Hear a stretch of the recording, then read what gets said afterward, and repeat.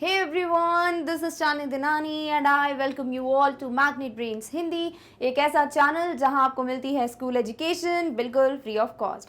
साथ ही साथ आपके पास कई डिफरेंट कोर्सेज हैं अगेन जो फ्री ऑफ कॉस्ट आप मैग्नेट ब्रेन्स की प्लेटफॉर्म से पढ़ सकते हो, और वो है spoken English course, NTSC, olympiad, English medium का curriculum, then also there are so many other courses जो आप डेफिनेटली एक्सप्लोर कर सकते हैं हमारे चैनल से। ऑल्सो आपकी सुविधा के लिए ये सारे कोर्सेज, सारे वीडियोज क्लासेस के हिसाब से टॉपिक वाइज हर तरीके से प्रॉपरली अरेंज करके आपको प्रोवाइड किया जाता है मैग्नेट ब्रेन्स की वेबसाइट पे, ताकि आपका समय बचे और आप फटाफट से जाके क्लिक करके अपने रिस्पेक्टिव टॉपिक के वीडियो तक पहुंच पाए। तो जो वेबसाइट है उसे विजिट करने में डेफिनेटली आप फ़ायदा महसूस करोगे कि हाँ definitely it's a good thing. तो कैसे वेबसाइट पे जाते हैं, कैसे एक्सप्लोर करते हैं कोर्सेज को, कैसे डिफरेंट चीज़ों को आप पढ़ सकते हैं ताकि आपका ज्ञान बढ़े, वो सब मैं आपको बताऊंगी इस वीडियो के अंत में। बट अभी के लिए हम बात कर सकते हैं आज के टॉपिक के बारे में। तो आप जानते हैं कि हम chapter from the diary of Anne Frank पढ़ रहे हैं और हम इसके को जो डिटेल एक्सप्लेनेशन है, समरी है, कंप्लीट चैप्टर रिवीजन है, सब देख चुके हैं। बट अब बारी आती है इसके प्रश्न उत्तर या क्वेश्चन आंसर्स को डिस्कस करने की, जो कि आपके बुक में गिवन है। तो भाई इस पर्टिकुलर चैप्टर की बुक में ना बहुत सारे क्वेश्चंस हैं, लाइक सिर्फ लिटरेचर बेस्ड ही नहीं बल्कि आपको कुछ जनरल इंग्लिश के टर्म्स, ग्रामेटिकल चीज़ें, कुछ ईडियम्स वगैरह सब पढ़ने को मिलते हैं। सो डेफिनेटली ये इंटरेस्टिंग क्वेश्चंस के साथ भरा पड़ा है। So let's get started with the very first question, जहां आपको सॉर्ट ऑफ एक एक्टिविटी दी हुई है। तो भाई पहला जो क्वेश्चन है वो देखते हैं, do you keep a diary. अब इसका आंसर आप अपने हिसाब से लिख सकते हैं अगर आप कभी डायरी राइटिंग करते हो, जो बड़ा इंटरेस्टिंग होता है। But the thing is diary writing maintain करना ना लोग भूल जाते हैं। लाइक कई बार होता है कि हम स्टार्ट करते हैं डायरी लिखना, बहुत स्टार्टिंग में मजा आता है, हम 1-2 दिन लिखते हैं, एक हफ्ता लिखते हैं, एक महीना लिखते हैं, उसके बाद हमको लगता है कि यार अब कल लिखेंगे और आप भूल जाते हो। तो वो चीज़ नहीं होनी चाहिए। अगर सच में इंटरेस्टेड हो कि आप डायरी लिखो, डायरी में भी क्या लिखना है, रोज आप सुबह उठ के ब्रश करते हो ये सब नहीं लिखना, आपको कुछ स्पेशल लिखना होता है हर दिन के बारे में, या फिर आपके थॉट्स, आपके दिमाग में उस वक्त क्या चल रहा है। तो ये सारी चीज़ें डेफिनेटली कर सकते हो, ट्राई करना कभी डायरी लिखने का, बहुत इंटरेस्टिंग सा ये एक्टिविटी होती है। तो अगर आपके पास डायरी है, आप लिखते हो डायरी वगैरह, सो लिख सकते हो, do you keep a diary, yes I keep a diary, या फिर नहीं, so no I don't. Clear? Okay. Given below under A are some terms we use to describe a written record of personal experience. Can you match them with their descriptions under B? तो देखिए आपको 2 column वाला डब्बा दिया हुआ है, अभी बताऊंगी, टेबल दिया है, जहां कॉलम ए में आपको नाम दिए हैं ऑफ डिफरेंट रिकॉर्ड्स। जैसे डायरी है तो वो एक नाम है रिकॉर्ड का, वैसे कई और रिकॉर्ड्स होते हैं जिनका नाम होता है, और आपको एक जगह पर डेफिनेशन दी हुई है कि वो है क्या। आपको कॉलम ए के जो भी टर्म्स हैं उनको उसकी सही डेफिनेशन से मैच करना है, बस। ठीक है, तो ये है कॉलम जो आपको दिया हुआ है। आपको पहले टर्म दिया हुआ है जर्नल, फिर डायरी, फिर लॉग, फिर मेमोयर या मेमोयर्स। क्लियर? अभी यहाँ डायरी का शायद आप डेफिनेशन ढूंढ लोगे इसमें आसानी से, और मेमोयर का भी थोड़ा बहुत हिंट आपको मिल जाएगा, बाकी मैं आपको डेफिनेटली बताऊंगी जर्नल और लॉग क्या होता है। तो एक बार सारी रीडिंग कर लेते हैं और फिर आंसर पे जाएंगे। सो पहला आपको डेफिनेशन दिया है, a book with a separate space और पेज फॉर ईच डे। एक पर्टिकुलर बुक जिसमें एक पेज जो है वो हर दिन के लिए दिया जाता है, in which you write down your thoughts and feelings और what has happened on that day, जिसमें आप क्या सोचते हो वो लिखते हो, या फिर उस दिन क्या हुआ है वो लिखते हो। अगर ये थोड़ा भी एन फ्रैंक ने जो लिखा है उससे मैच करता है तो आपका आंसर ये डायरी का होना चाहिए। अगर आपको लगता है नहीं बाकी पढ़ ले तो चलो पढ़ लेते हैं। दूसरा, a full record of a journey, a period of time और an event written every day. एक पूरा जो भी आपका ट्रिप हुआ है, आप कभी कहीं गए हो, उसका पूरा रिकॉर्ड कि भाई हमने यहाँ से गाड़ी ली एंड एवरीथिंग, इतने बजे यहाँ पहुंचे, ये एक्सपीरियंस रहा, दैट इज व्हाट इज कोई एक पर्टिकुलर वर्ड, या फिर अ पीरियड ऑफ टाइम और एन इवेंट, या तो कोई भी समय या कोई भी इवेंट हुआ है, रिटन एवरी डे, जो आप हर दिन लिखते हो। ठीक है। तीसरा, a record of a person's own life and experiences, usually famous people। अक्सर जो बहुत जाने माने लोग होते हैं उनके बारे में, उनका जो भी लाइफ रहा है, एक्सपीरियंस रहा है, उसके बारे में लिखा हो तो वो क्या होगा। और नेक्स्ट आता है, a written record of events with times and dates, usually official। आपको टाइम भी मेंशन करना होता है और डेट भी मेंशन करनी होती है, और ज्यादातर ये ऑफिशियल होता है, लाइक आप जैसे ऑफिस वगैरह का लिखते हो वो वाला। ठीक है, तो ये चारों डेफिनेशंस हैं। वैसे मुझे लगता है आपको पता चल गया होगा डायरी कौन सा है, और मेमोयर आप थोड़ा मेमोरी से रिलेट करो शायद थोड़ा सा, और आप लिंक कर सकते हो। वैसे चलो आंसर्स देख ही लेते हैं। तो आपने अभी पढ़ा था क्या कि जब आप रोज का लिखते हो आपके थॉट्स, आपकी फीलिंग्स, एंड भी वही लिख रही थी, राइट, और हर दिन लिखना पड़ता है, तो वो चीज डायरी है, वो तो क्लियर हो गया होगा। इसके बाद मेमोयर जो है वो इंसान के एक्सपीरियंस, उसकी लाइफ के बारे में है, जो फेमस होते हैं तो उनकी मेमोरीज के बारे में ऐसा थोड़ा लिंक कर सकते हो, उसे मेमोयर कहते हैं। बचता है जर्नल और लॉग, जो थोड़ा ध्यान में रखना पड़ता है। देखो जर्नल जो होता है ना, वो होता है कोई भी जैसे रिकॉर्ड जर्नी का या इवेंट का जो आप लिखते हो। अभी कोई आंसर, इसके एग्जांपल्स भी देखेंगे, बिना एग्जांपल्स के नहीं पढ़ेंगे, इसमें आपको बुक में दिया भी हुआ है, अभी हम पढ़ेंगे वो। नेक्स्ट आता है लॉग। लॉग क्या होता है ना, थोड़ा आप इसको ऐसे ध्यान में रख सकते हो, कैसे बताऊं, वैसे पता नहीं आपने लॉग टेबल पढ़ा है कि नहीं, लॉगरिथम्स पढ़े हैं कि नहीं, जो आप मैथमेटिक्स वगैरह में पढ़ते हैं, तो अगर आपको वो चीज पता है तो आप इसे थोड़ा ऑफिशियल से लिंक कर सकते हो, जिसमें आपको बहुत सारी टाइम और डेट दी होती है, जिसमें आप ऑफिशियल रिकॉर्ड मेंटेन करते हो, उसे लॉग कहते हैं। तो भाई डायरी क्या है, कोई भी कॉपी जिसमें सेपरेट पेज हर दिन के लिए होता है। डायरी में आपने देखा होगा दिन लिखा होता है, डेट लिखी होती है, हर साल की एक नई डायरी आती है ना, और उसमें आप अपनी जो भी फीलिंग्स हैं, जो भी आपके एक्सपीरियंस हैं, आप क्या सोचते हो वो लिखते हो, या उस दिन क्या हुआ वो लिखते हो, ठीक है। उसके अलावा जब कोई आप जर्नी का पूरा या इवेंट का पूरा रिकॉर्ड लिखते हो, वो जर्नल है। जर्नल को जर्नी से ध्यान में रख सकते हो, क्या जर्नी, जर्नल है ना। इसके अलावा मेमोयर, मेमोरीज, जो भी फेमस लोग हैं उनकी मेमोरीज से रिलेटेड है, ऐसे लिख सकते हो, तो उनके एक्सपीरियंसेस, उनकी लाइफ। और लॉग जो है वो ऑफिशियल रिकॉर्ड होता है विद टाइम एंड डेट्स। सारे डेफिनेशंस आई होप क्लियर हो गए। अब हम एग्जांपल्स देखेंगे। क्वेश्चन नंबर 2 कहता है, here are some entries from personal records. भैया किसी किसी की कुछ कुछ रिकॉर्ड की एंट्री दी हुई है। यूज द डेफिनेशंस अबव, जो अभी आपने परिभाषा पढ़ी है बॉक्स में, टू डिसाइड, ये डिसाइड करने के लिए, which of the entries might be from a diary, from a journal और अ लॉग और अ मेमोयर। आपने 4 वर्ड्स पढ़े, चारों में से ये जो एग्जाम्पल्स आपको 4 मिलेंगे, कौन सा आपको लगता है डायरी है, कौन सा लॉग है, कौन सा मेमोयर है, और कौन सा आपका जर्नल है, वो आपको चूज करना है। चलो पहला एग्जाम्पल पढ़ते हैं। आई woke up very late today and promptly got a scolding from मम। I can't help it, how can I miss the FIFA world cup matches. ये दिया हुआ है कि आज मैं बहुत देर से उठा, ठीक है, और मुझे डेफिनेटली मम्मी से डांट पड़ी, बट मैं इसको कुछ भी नहीं कर सकता, क्योंकि कोई कैसे फीफा वर्ल्ड कप मैचेस जो है उनको इग्नोर कर सकता है। मतलब मैं वही देख रहा था, लेट सोया, लेट उठा, और उस चीज के लिए मुझे मम्मी से डांट पड़ी। अब ये डेफिनेटली कोई फेमस पर्सन के बारे में तो है नहीं, तो मेमोयर तो कैंसिल होता है। दूसरा आप देखिए, जर्नल जो है वो आप किसी जर्नी, इवेंट के बारे में लिखते हो, ये कोई जर्नी या इवेंट नहीं है। और लॉग जो है वो ऑफिशियल होता है, आप देर से उठे, जल्दी से उठे, कोई ऑफिशियल बात नहीं है, यानी ये आपका पर्सनल रिकॉर्ड है। जैसे एन फ्रैंक लिख रही थी, तो ये क्या है, एक डायरी है। इजी है, ऐसे समझना होता है। तो आपका डायरी तो हो गया डन। अब हम दूसरे पे बढ़ते हैं। आपको ये डॉप बॉक्स दिया हुआ है जिसमें लिखा है 10:30 AM went to the office of the director, 1 PM had lunch with chairman, 5:45 receive Rahul at the airport, 9:30 dinner at home।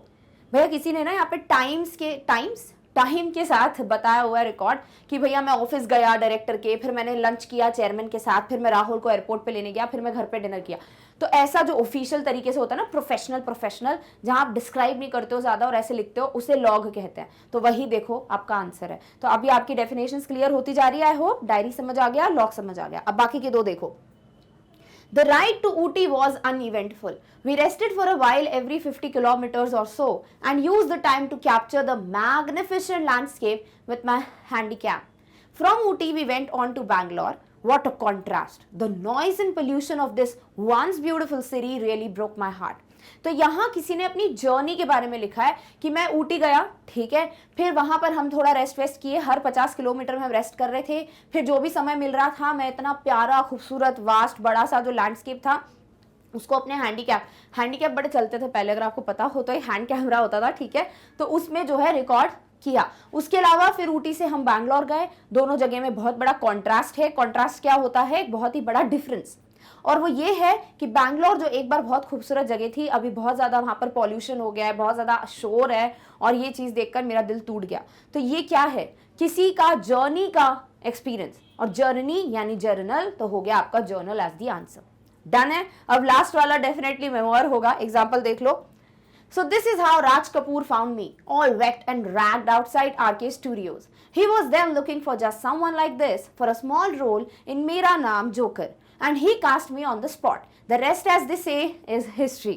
तो राज कपूर का नाम तो सुना ही होगा आप लोगों ने, ठीक है। तो ये एक फेमस पर्सन के बारे में है कि कैसे वो आरके स्टूडियो के बाहर थे और फिर वहां पर राज कपूर ने इनको देखा और वो ऐसे ही किसी पर्सन को कास्ट करना चाहते थे मेरा नाम जोकर के लिए, जो बहुत ही फेमस पुरानी मूवी है। आप अपने पेरेंट्स से पूछिएगा, उनको पता होगा। और वो फिर बताते हैं कि फिर ऐसे मेरी कास्ट हो गई, मतलब उसी वक्त उन्होंने मुझे देखा, बोला तुम ही बनोगे भैया मेरी मूवी के हीरो, और उसके बाद जो कुछ भी हुआ वो इतिहास है, वो हिस्ट्री है।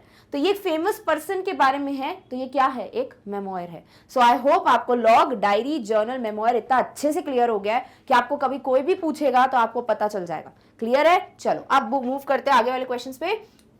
अब आपके चैप्टर पे ही क्वेश्चंस है। What makes writing in a diary a strange experience for Anne Frank? देखो आंसर को मत देखो, पहले ना मेरी बात सुन लो। आपको क्वेश्चन क्या दिया हुआ है कि ऐसा क्या था जिस वजह से एन फ्रैंक के लिए डायरी में लिखना एक बहुत ही अजीब सा एक्सपीरियंस था। अब आपके पास बुक से 2 रीजंस दिए हुए हैं। पहला, उन्होंने कभी भी डायरी राइटिंग नहीं की थी। नंबर 2, उनको लगता था कि ना तो वो और ना ही कोई और एक 13 साल की बच्ची की म्यूजिंग्स यानी कि थॉट्स यानी कि सोच को पढ़ने में इंटरेस्टेड होगा आने वाले फ्यूचर में। तो ये दोनों रीजंस आपको लिखने हैं। तो आप कैसे लिखोगे? सबसे पहले तो बता दो कि writing in a diary was, क्योंकि हो चुका है ना पास्ट में, was a strange experience for Anne Frank because या फिर एज, ठीक है। आप बिकॉज भी यूज कर सकते हो, एज भी यूज कर सकते हो। क्या है भाई? क्योंकि उसने कभी पहले कुछ नहीं लिखा था। तो जब कोई चीज पास्ट इन पास्ट होती है, यानी कि कोई चीज जो है पास्ट में स्टार्ट होके खत्म हो चुकी होती है, तो तब हम हैड का यूज करते हैं। हम यूज करते हैं past perfect, had, third form of verb. क्या होता है थर्ड फॉर्म ऑफ वर्ब? थोड़ी बात कर लेते हैं। देखिए, आप जो है पास्ट परफेक्ट करके एक टेंस पढ़ते हो, एक काल पढ़ते हो, ठीक है। और इसमें आपको बोला जाता है कि आप जो भी सब्जेक्ट लिख रहे हैं, जैसे कि यहाँ पर एन फ्रैंक, उसके साथ आप हैड V3 यूज करते हैं। अभी V3 क्या होता है? हर एक क्रिया का, हर एक वर्ब का तीन तो नहीं, वैसे 4-5 होते हैं, पर हम 3 पढ़ते हैं, ठीक है। 3 मुख्य रूप से जो है उनके चेहरे होते हैं, फॉर्म्स होते हैं, और उन्हें हम वर्ब फॉर्म्स के नाम से जानते हैं। क्योंकि वर्ब क्या कहलाता है? क्रिया, और फॉर्म्स यानी कि इसके तरीके, चेहरे, ठीक है। ये कैसे होते हैं? ये होते हैं V1, ये होते हैं V2 और ये होते हैं V3। तो V1 होता है ओरिजिनल फॉर्म, ठीक है, जैसे कि लिखना राइट, जैसे कि बोलना स्पीक, जैसे कि खाना ईट। तो ये सब नॉर्मल होते हैं। तो आप लिख लेंगे यहां पर जैसे सपोज ईट, ठीक है। फिर इसी का एक पास्ट फॉर्म बनता है जिसे आप कहते हो सेकंड फॉर्म यानी V2, और उसको हम कह देते हैं 8। वैसे आप बचपन में पढ़ते हो, बट नहीं आता तो बता दूं। फिर आपके पास आता है थर्ड फॉर्म, जो आप परफेक्ट वाले टेंस में यूज करते हो, और वो यहां हो जाता है ईटन। ये सिर्फ एक एग्जाम्पल है, ऐसे कई शब्द है जिनके कई फॉर्म्स जो है सेम ही रहते हैं, ठीक है। V1, V2, V3 सेम रहता है। जैसे कट होता है ना, काटना, तो वो कट ही रहता है। कट V1 भी होता है, कट V2 भी होता है, कट V3 भी होता है। कहीं कहीं पे V1, V2 सेम होके V3 अलग हो जाते हैं, कहीं V1 अलग होता है, V2, V3 सेम होता है। तो कई डिफरेंसेस हैं, वो आप धीरे धीरे चीजें अगर नहीं सीखे हैं तो प्लीज वर्ब फॉर्म्स अभी से पढ़ना चालू कर दो। अगर आप इंटरेस्टेड हो इसको पढ़ने में, तो इंग्लिश मीडियम के वीडियो में मैंने पढ़ाया है। अगेन वहां पर पूरा इंग्लिश मैं नहीं बोलती हूँ, समझाने के लिए हिंदी का उपयोग किया है, तो आप वहां से भी चीजें अभी से सीख सकते हो। पूरी ग्रामर मौजूद है इंग्लिश मीडियम पे, तो एक बार एक्सप्लोर करो वहां से, ठीक है। सो V1 ईट, 8 ईटन, तो यहाँ पर हैड ईटन हो जाता कि खा चुका था, पास्ट में स्टार्ट करके खा भी लिया। अब यहाँ पे बात आती है कि ये जो है ऑलरेडी कभी भी लिखा नहीं है इन्होंने, कभी भी एन फ्रैंक ने लिखा नहीं है। तो शी हैड V3 होता है राइट, रोट, रिटन। रिटन होता है V3, तो she had never written anything. तो ऐसे कर करके आपको आंसर्स बनाने होते हैं, समझ रहे हो। इसमें वक्त लगता है, बट कोशिश करनी है पूरी, ताकि जब क्वेश्चन आंसर्स की बारी आए एग्जाम टाइम पे, तब तक आप ऑलरेडी बहुत अच्छे से लिख पाओ। क्लियर? तो she had never written anything before in a diary, उन्होंने कभी भी पहले डायरी में लिखा नहीं था, पहला रीजन। दूसरा reason, she also felt. Also क्यों लगा दिया? कि भैया ये भी रीजन था, समझे। तो शी ऑल्सो फेल्ट, फेल्ट क्या होता है? V2, पास्ट की बात हो रही है नॉर्मल, तो फील फेल्ट हो जाता है। So she also felt that nobody would be interested, कि कोई भी इंटरेस्टेड नहीं होगा इन द म्यूजिंग्स यानी थॉट्स, सोच of a 13-year-old school girl in the future, कि 13 साल की एक स्कूल जाने वाली बच्ची के थॉट्स के बारे में पढ़ने में कोई इंटरेस्टेड नहीं होगा। तो दो चीजें थी जिस वजह से उनको बहुत अजीब लग रहा था डायरी में लिखना। पहला, उन्होंने कभी डायरी एंट्री नहीं की थी। दूसरा, उनको लगता था 13 साल की बच्ची के बारे में पढ़ने में कोई इंटरेस्टेड नहीं होगा। समझ आ गया? चलो दूसरे क्वेश्चन पे मूव करते हैं। Why does Anne want to keep a diary? Anne diary रखना ही क्यों चाहती थी? तो आपको पता है बुक में क्या दिया है। Let's come to the point which prompted me to keep a diary at first place. ये लाइन आपकी बुक में दी हुई है, राइट? इसका मतलब मैंने आपको क्या बताया था? प्रॉम्प्टेड का मतलब कोई चीज जो आपको वो करने पे मजबूर कर रही है, ठीक है? तो सबसे पहला रीजन जिस वजह से उनको डायरी रखने का दिमाग में आया, लाइक डायरी गिफ्ट मिली थी बट उस पर लिखने का दिमाग में आया, वो था कि she had no true friends. उसका कोई भी सच्चा दोस्त या बेस्ट फ्रेंड नहीं था जिससे वो अपनी सारी बातें शेयर कर सकती।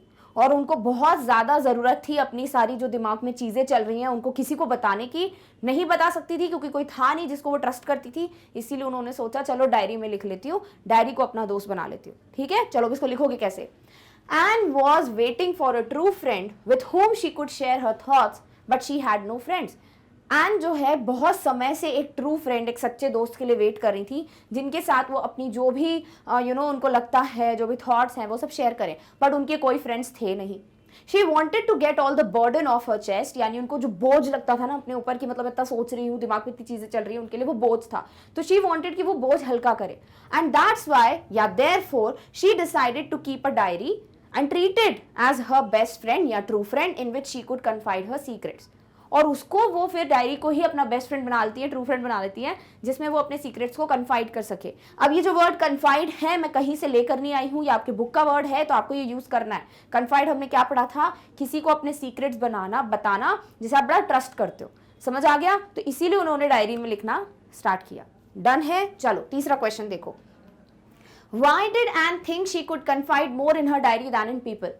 Anne को ऐसा क्यों लगा कि लोगों से ज्यादा वो एक डायरी में अपने सीक्रेट शेयर करना ज्यादा पसंद करती हैं? क्योंकि खुद एन ने बोला है कि उनको लगता है पेपर में इंसान के मुकाबले ज्यादा पेशेंस या ज्यादा धैर्य होता है। और यही रीजन था जिस वजह से वो किसी इंसान को नहीं बल्कि उस डायरी में, उस डायरी को अपने थॉट्स बताना चाहती थी। ठीक है? सो Anne believed that paper has more patience than people. For Anne, it was easy to share her thoughts on a paper. She had also not planned to allow anyone to read the diary. So to confide her secrets, she found that she could confide more in her diary than in people. Clear? So यहाँ क्या दिया है? N को लगता था paper में ज्यादा patience है। दूसरी बात, एन के लिए बहुत आसान था अपने थॉट्स को एक पेपर पे शेयर करना। एंड थर्ड थिंग, उन्होंने ये भी प्लान नहीं किया था कि वो किसी को पढ़ने देगी। तो उनको ये था कि जब किसी को पता ही नहीं चलेगा तो मैं तो लिखती जाती हूँ, क्या ही फर्क पड़ता है, मेरे को बस अपना बोझ हल्का करना है। सो दैट्स वाई उनको लगा कि अपने सीक्रेट्स को कन्फाइड करने के लिए, अपने सीक्रेट्स को किसी को शेयर करने के लिए उन्हें सबसे बेस्ट चीज लगी diary as compare to people. और ऐसे आप ये आंसर लिखोगे। समझ आ गए सारे क्वेश्चन? चलो अब नेक्स्ट पे मूव करते हैं। आई थिंक अब नेक्स्ट ओरल कॉम्प्रिहेंशन चेक आएगा। So let's move on to the next question. अगला प्रश्न कह रहा है, अगेन एक ओरल कॉम्प्रिहेंशन चेक है, जो कह रहा है why does N provide a brief sketch of her life. तो एन जो है वो एक ब्रीफ स्केच अपनी लाइफ का क्यों दे रही है? क्योंकि ऑब्वियसली एन बोलती हैं कि अगर मैं डायरेक्टली अपनी स्टोरीज पे आऊँगी जो मैं किटी को शेयर करने वाली हूँ तो कोई समझ ही नहीं पाएगा। अभी जैसे आप मेरे को जानते नहीं हो, सपोज पहली बार है, ठीक है, आप मेरे को जानते नहीं, आप मेरी डायरी पढ़ रहे हैं, मैं सीधे सीधे बता रही हूँ ऐसा हुआ वैसा हुआ। भाई मैं कौन हूँ, क्या हूँ, वो जब तक नहीं पता चलेगा आप कनेक्ट कैसे करोगे, है ना? एज अ रीडर आपने कभी देखा होगा, अगर बुक्स पढ़ने की आपकी आदत है तो हमेशा ना एक स्टोरी का जो एक क्या बोलूँ, थोड़ा पहले का जो रहता है ना सीक्वेंस या सिचुएशन जो भी है, हमेशा ऑथर ट्राई करते हैं उसको बताने का, है ना, ताकि आप कनेक्ट कर पाओ। अभी क्या सीधे बोल देती वो कि मिस्टर कीसिंग है, मैथ्स टीचर है, पूरी क्लास में बच्चे नर्वस थे, तो थोड़ा इनकम्प्लीट लगता। तो इसीलिए वो अपनी लाइफ के बारे में थोड़ा बहुत बताती हैं ताकि लोग कनेक्ट कर पाए। ठीक है?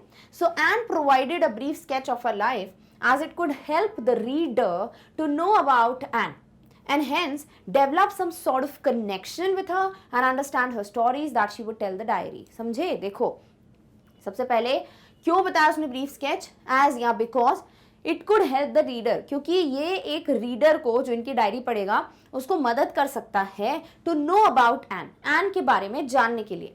एंड हेंस और इसीलिए develop some sort of connection, और इसीलिए एक तरीके का ना कनेक्शन डेवलप कर पाएंगे वो किसके साथ, एन के साथ, एंड अंडरस्टैंड हर स्टोरीज, और जो भी स्टोरीज वो डायरी को या किट्टी को बताने वाली है वो सब आप आसानी से समझ पाते। अगर आपको पता ही नहीं होता एन फ्रैंक कौन है, रियल स्टोरी है, क्या हुआ वर्ल्ड वॉर वाली बात, तो आप ना तक कनेक्ट नहीं करते। इसीलिए जो बिफोर यू रीड पार्ट है वो मैंने पढ़ा के फिर आपको एन की स्टोरी पे लेके आई हूँ मैं, जब डिटेल एक्सप्लेनेशन देखा है। क्यों? क्योंकि बुक में अगर वो दिया है तो कुछ रीजन से दिया है और इसीलिए उसको पढ़ना चाहिए। समझ आ गया? तो ताकि एक रीडर इजीली कनेक्ट कर पाए, इजीली एन की बातें या स्टोरीज को समझ पाए, इसीलिए क्या दिया हुआ है कि वो अपनी लाइफ के बारे में एक ब्रीफ स्केच देती है। इजी था? चलो अगले क्वेश्चन पे आ जाओ।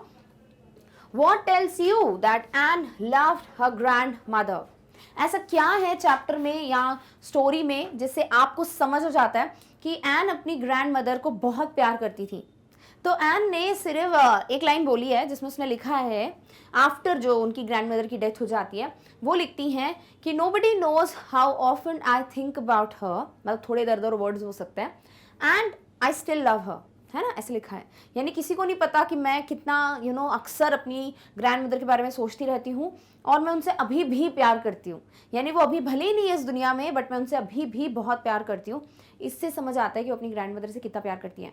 दूसरी चीज़, जब उनकी ग्रैंड मदर की तबीयत खराब थी और वो she was operated, she underwent an operation, तो फिर क्या हुआ, तब इनका बर्थडे अच्छे से सेलिब्रेट नहीं किया गया था एन का, राइट। अगले साल क्या होता है, एन का बर्थडे सेलिब्रेट किया जाता है और उससे पिछले वाले बर्थडे को कंपनसेट करने के लिए और अच्छे से सेलिब्रेट किया जाता है। तो एन अपने बर्थडे केक पे डेफिनेटली अपनी बर्थडे कैंडल्स जो हैं वो ब्लो करने वाली हैं, राइट। तो उन कैंडल्स के अलावा एन ने अपनी ग्रैंड मदर के नाम पे उनके लिए विश करने के लिए, उनके लिए प्रे करने के लिए, उनके नाम के लिए भी एक कैंडल लिट की थी या जलाई थी। ये भी प्रूफ करता है कि वो अपनी ग्रैंड मदर से कितना प्यार करती है। क्लियर? चलो अब देखो, एन हैड मेंशन्ड, सॉरी यहाँ पे मेंशन आ जाएगा, so Anne had mentioned in her diary that she was extremely close to her grandmother. तो एन ने अपनी डायरी में ये मेंशन किया है कि वो अपनी दादी के बहुत बहुत बहुत क्लोज थी, and often thought about her, और अक्सर उनके बारे में सोचती रहती थी। She also said that she loves her, उन्होंने ये तक बोला है कि वो अपनी ग्रैंड मदर से बहुत प्यार करती हैं। On her 13th birthday, she lit up one candle along with the rest of her grandmother. तो भैया यहाँ पर क्या होता है कि वो अपने लिए तो कैंडल जला ही रही हैं, बाकी जो रेस्ट वाली कैंडल्स थी, बट शी ऑल्सो अपनी जो ग्रैंड मदर है उनके लिए कैंडल जलाती हैं। So she lit up one candle along with the rest for her grandmother. This shows that she loved her grandmother a lot. और ये प्रूव करता है कि वो अपनी दादी से कितना कितना प्यार करती हैं। समझ आ गया? चलो नेक्स्ट आते हैं थर्ड क्वेश्चन पे। Why was Mr. Keesing annoyed with Anne? What did he ask her to do? तो मिस्टर कीसिंग को ऐसे क्या हो गया था कि वो एन से इतना अनॉयड हो गए थे, इतना चिढ़ गए थे, इरिटेट हो गए थे कि एन भैया थी एक चैटर बॉक्स, बहुत बहुत बातें करती थी वो। तो Anne had a habit of talking a lot, और इस चक्कर में जो मिस्टर कीसिंग है उनके मैथमेटिक्स के टीचर बहुत ज़्यादा अनॉयड या इरिटेटेड हो चुके थे। What did he ask her to do? Mr Keesing ने क्या किया उनसे, मतलब क्या पनिशमेंट दी? तो he punished Anne by asking her to write an essay. उससे ये बोला कि तुम्हें निबंध लिखना है और टॉपिक्स जो है वो चैटर बॉक्स से रिलेटेड थे। क्लियर? चलो, Mr Keesing was annoyed with Anne as she was a very talkative girl. वो बहुत बात करती थी स्कूल टाइम पे, एंड कोई भी टीचर जो है ना डिसिप्लिन ब्रेक होता हुआ नहीं देख सकता। क्योंकि देखो, जब एक टीचर पढ़ा रहा होता है ना तो उसको यही चाहिए होता है कि बच्चे ध्यान से पढ़े। अभी कोई डिस्टर्ब करता है क्लास को तो वो अजीब लगता है, राइट। तो इसी चक्कर में टीचर चिल्ला देते हैं और वो अपनी जगह पर सही है। अभी आप यहाँ खड़े हो, आप पढ़ा रहे हो, उधर कोई बातें कर रहा है तो आपका ध्यान नहीं भटकेगा। तो अभी वो टीचर हो या कोई भी हो, नेचुरली वो चिल्ला देगा या टोक देगा। तो अनॉयड क्यों थे? क्योंकि बहुत बात करती थी N. He asked her to write essays on topics that were related to being a chatterbox, which was a punishment given to Anne.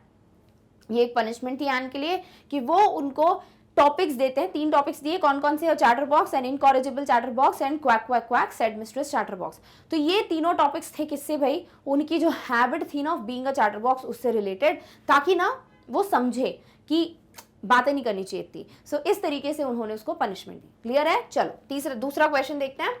How did Anne justify her being a chatterbox in her एसे?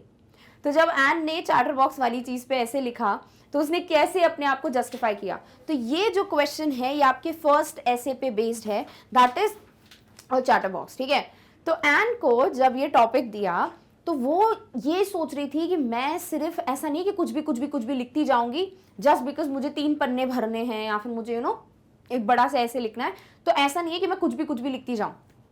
मुझे एक ऐसा ऐसे लिखना पड़ेगा जिसमें मुझे ऐसे तर्क देने पड़ेंगे, ऐसे आर्ग्यूमेंट्स देने पड़ेंगे जो कि सामने वाले को कन्विंस कर दें कि बात करने की जो उसकी हैबिट है वो गलत नहीं है। तो ये चीज पे उन्होंने क्या किया ना, यहाँ एन ने लिखा about inherited traits. Inherited traits क्या होते हैं? जो आपको आपके माता पिता या दादा दादी, नाना नानी यानी फैमिली ट्री से जो आपको प्रदान किए जाते हैं फैक्टर्स, लाइक आप किसकी तरह दिखते हो, आप किसकी तरह चलते हो। लाइक आपने कई बार नोटिस किया होगा कि आपकी कभी कभी ना बोलने का तरीका या आपकी सोच या आपका चलना फिरना, आपकी स्मार्टनेस, ये किसी न किसी के साथ फैमिली में बहुत बार मैच करती है ना। आप डेफिनेटली दिखते कैसे हो, आपका हेयर कलर, आई कलर, ये सब चीज़ें आपको पता ही है कि दिखती किसकी तरह है, पेरेंट्स की तरह या आपकी फैमिली के जो मेंबर्स हैं उनकी तरह, राइट। सो वही चीज़ होती है इनहेरिटेड ट्रेट्स। तो यहाँ पर एन जो है ये बताती है इस ऐसे में कि भाई मैं अपनी बोलने की हैबिट को थोड़ा चेंज कर सकती हूँ, कम कर सकती हूँ, बट हमेशा के लिए इसे अपनी लाइफ से हटा नहीं सकती, बिल्कुल बात करना बंद नहीं कर सकती। क्यों? क्योंकि मेरी जो मम्मी है वो भी मेरे जितनी ही बात करती थी। सो वो चीज़ मुझे अपनी माता से मिली है तो मैं उसका कुछ कर नहीं सकती। इनफैक्ट कोई भी इनहेरिटेड ट्रेट्स का कुछ नहीं कर सकता। ये लिखकर वो प्रूव करती है अपनी बोलने की हैबिट को। Clear? So Anne wrote convincing arguments to prove her talkative nature. She mentioned that she had inherited the habit of talking from her mother, who was also as talkative as her. She also added that nothing can be done about such inherited traits. तो क्या क्या बोला है N ने? उसने सबसे पहले बताया कुछ कन्विंसिंग आर्ग्यूमेंट्स जिससे उसके टॉकेटिव नेचर को प्रूव करोगे। दूसरा, उसने कुछ इनहेरिटेड हैबिट के बारे में बताया कि उसको ये जो हैबिट है उसकी मॉम से मिली है, जो उतनी ही बात करती है जितनी वो करती है। ऑल्सो उसने ऐड किया ये पॉइंट कि कोई भी इनहेरिटेड ट्रेट्स को चेंज नहीं कर सकता है। क्लियर है? चलो नेक्स्ट आ जाते हैं थर्ड क्वेश्चन पे, जो कह रहा है do you think Mr Keesing was a strict teacher? आपको क्या लगता है कि मिस्टर कीसिंग एक बहुत ही स्ट्रिक्ट टीचर है या नहीं? तो भाई मिस्टर कीसिंग जो हैं वो स्ट्रिक्ट टीचर अगर होते तो क्या होता? देखो एन इतनी ज़्यादा बात करती थी क्लासरूम में, तो एज अ टीचर कोई भी अनॉयड हो जाएगा, राइट। सपोज अगर अभी आप यहाँ पर खड़े होकर पढ़ा रहे हो, 10-15 बच्चे बैठे हुए हैं, तो अगर आप अपनी लेक्चर्स दे रहे हैं एंड सडनली कोई वहाँ पीछे बात कर रहा है तो आपका ध्यान भटकेगा, राइट। और इसीलिए आप चिल्ला दोगे उसको या टोक दोगे, तो कोई भी टीचर ही करेगा। अब ये ऐसे नहीं होता टीचर को मजा आती है, ऑब्वियसली टीचर डिस्ट्रैक्ट होता है तो वो चीज़ नहीं हैंडल कर सकते हैं। सो इसीलिए एन को ये बताना कि भाई तुम बहुत बातें करती हो, कम बात करो, ये सही था। और अगर कोई बच्चा सुन ही नहीं रहा, लगातार बात किए जा रहा है बिकॉज सेवरल वार्निंग्स मेंशन्ड है कि बहुत बार वार्न किया था एन को, फिर भी अगर वो अपनी जो हैबिट है, आदत है, वो नहीं छोड़ रही है, तो कोई और टीचर होता सॉरी जो स्ट्रिक्ट होता, तो वो क्या देता पनिशमेंट? बोल देता हाथ ऊपर करके खड़े हो जाओ, या फिर इसको 15-20 बार लिख के लाओ, 100 बार, 15-20 तो बहुत कम हो गया, 100 बार लिख के लाओ, जाओ पूरी क्लासरूम के चक्कर लगाओ, जाओ ग्राउंड के चक्कर लगाओ, या शायद स्केल से पिटाई विटाई हो जाती। तो ये होते हैं पनिशमेंट्स जो स्ट्रिक्ट टीचर्स देते हैं, या स्कूल से रस्टिकेट कर देते, या 1 महीने के लिए बोलते कि या 1 हफ्ते के लिए कि स्कूल में तुम नहीं आ सकते, राइट। बहुत सारी पनिशमेंट्स हैं। तो ये सब चीज़ें करते अगर वो, तो हम बोलते हैं वो स्ट्रिक्ट टीचर है। बट उनके पनिशमेंट कितने अच्छे थे, वो उसे ऐसे लिखने के लिए देते हैं जो कि एन के लिए ही फायदेमंद था, उसके वेलफेयर के लिए था। और वो क्या था कि भाई चैटर बॉक्स पे बेस्ड तुम एसेज लिखो, जिससे वो ये समझेगी कि यार बात करने वाली हैबिट थोड़ी मुझे चेंज करनी चाहिए, और मुझे थोड़ा कंट्रोल करना चाहिए। तो वो जो पनिशमेंट उन्होंने दी है, डेफिनेटली वो एक स्ट्रिक्ट टीचर का पॉइंट नहीं है। दूसरी बात, जिस तरीके से वो एन के लिखे हुए एसेस पे हंसते थे, कोई स्ट्रिक्ट टीचर होता तो वो हंसता नहीं, वो रुला देता, राइट। तो वो जिस तरीके से हंस रहे थे एसेस पे, डेफिनेटली वो स्ट्रिक्ट टीचर नहीं थे। तो ये 2 पॉइंट्स आपको लिखने हैं। कैसे लिखोगे देखो, no Mr Keesing was not strict teacher, he could have severely punished Anne, वो कर सकते थे, बहुत गंदी तरीके से पनिश कर सकते थे एन को, as she constantly talked in the class, क्योंकि वो लगातार क्लासरूम में बात करती रहती थी। Mr Keesing was annoyed with Anne and punished her with an extra homework, तो मिस्टर कीसिंग बहुत ज्यादा चिढ़ चुके थे एन से और उसको एक्स्ट्रा होमवर्क देते हैं। This punishment was for the welfare of Anne, और ये पनिशमेंट जो है वो एन की भलाई के लिए ही थी। Also he took the satirical verse of Anne in a right way, also Anne का जो सटायरिकल वर्स नहीं था, जो पूरा सटायर पे बेस लास्ट पोम होती है थर्ड वाले में, quack quack quack said mister chatterbox, उस पर जिस तरीके से उन्होंने सही तरीके से उसको लिया एंड लाफ्ड एट इट और उस पर हंसा, वो कोई स्ट्रिक्ट टीचर नहीं करेगा, which proves that he is not a strict teacher. Clear है? चलो नेक्स्ट क्वेश्चन आते हैं हम फोर्थ पे, what made Mr Keesing allow Anne to talk in class. ऐसा क्या हो गया तो मिस्टर कीसिंग ने एन को बोला कि हाँ तुम बात कर सकती हो क्लासरूम में। इतना चिल्ला रहे थे, फिर एकदम से बोलते हैं कि हाँ नाउ शी वॉज अलाउड, क्योंकि एन ने अपनी तीसरी ऐसे जो है उसे पोअम की फॉर्म में लिखा, सटायरिकल वर्स लिखा, जिसमें उसने ये प्रूफ किया कि भाई बच्चों को बोलने की हैबिट जो होती है उन्हें अलाउ करना चाहिए।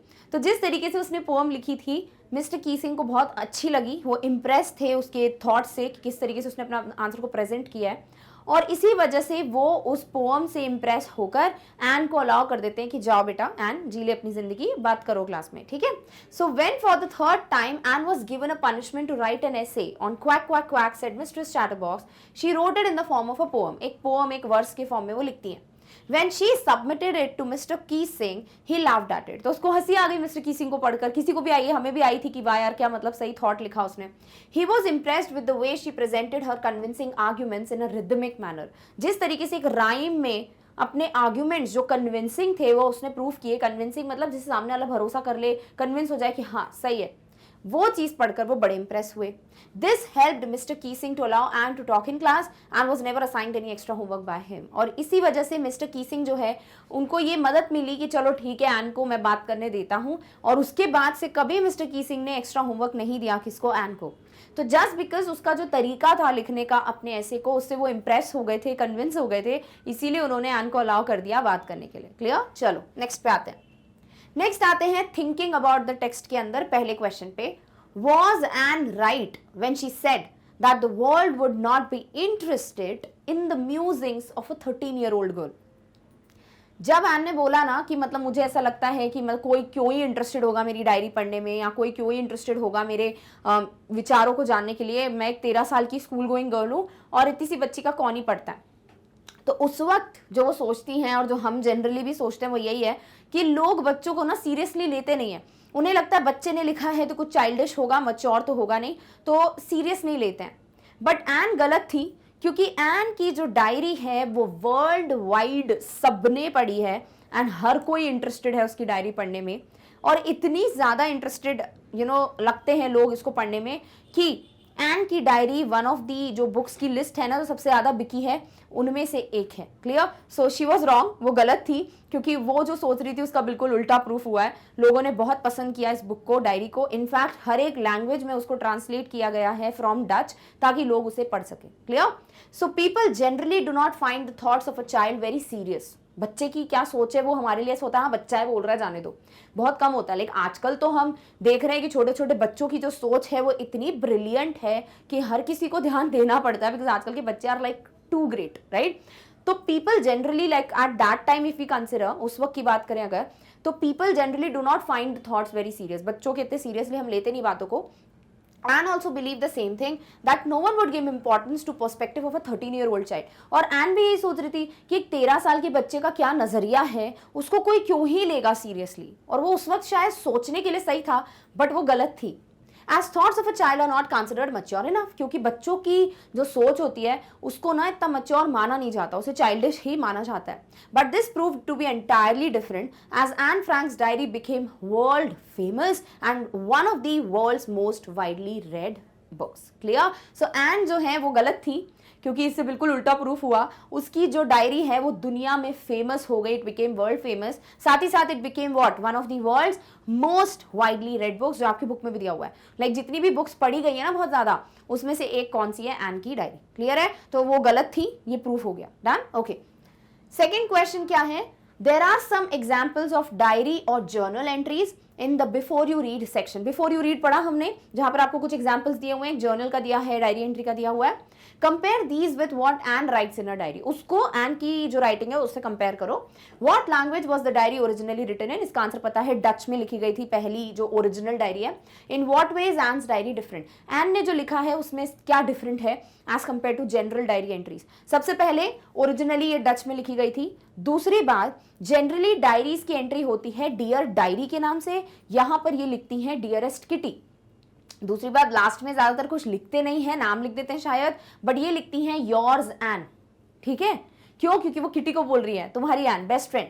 ऑल्सो ये अपनी डायरी को एक ट्रू फ्रेंड मानती हैं, जो कोई अपनी डायरी को फ्रेंड थोड़ी मानता है, बट वो ट्रू फ्रेंड मानती हैं। ऑल्सो लोग इनफॉर्मल तरीके से डायरी लिखते हैं, बट एन ने जब स्टार्ट किया है उसे बड़े फॉर्मल तरीके से स्टार्ट किया है ना। तो ये कुछ चेंजेस हैं या डिफरेंसेस हैं, पढ़ते हैं। Anne's diary was originally written in Dutch. Anne's diary was different from other entries in several veg.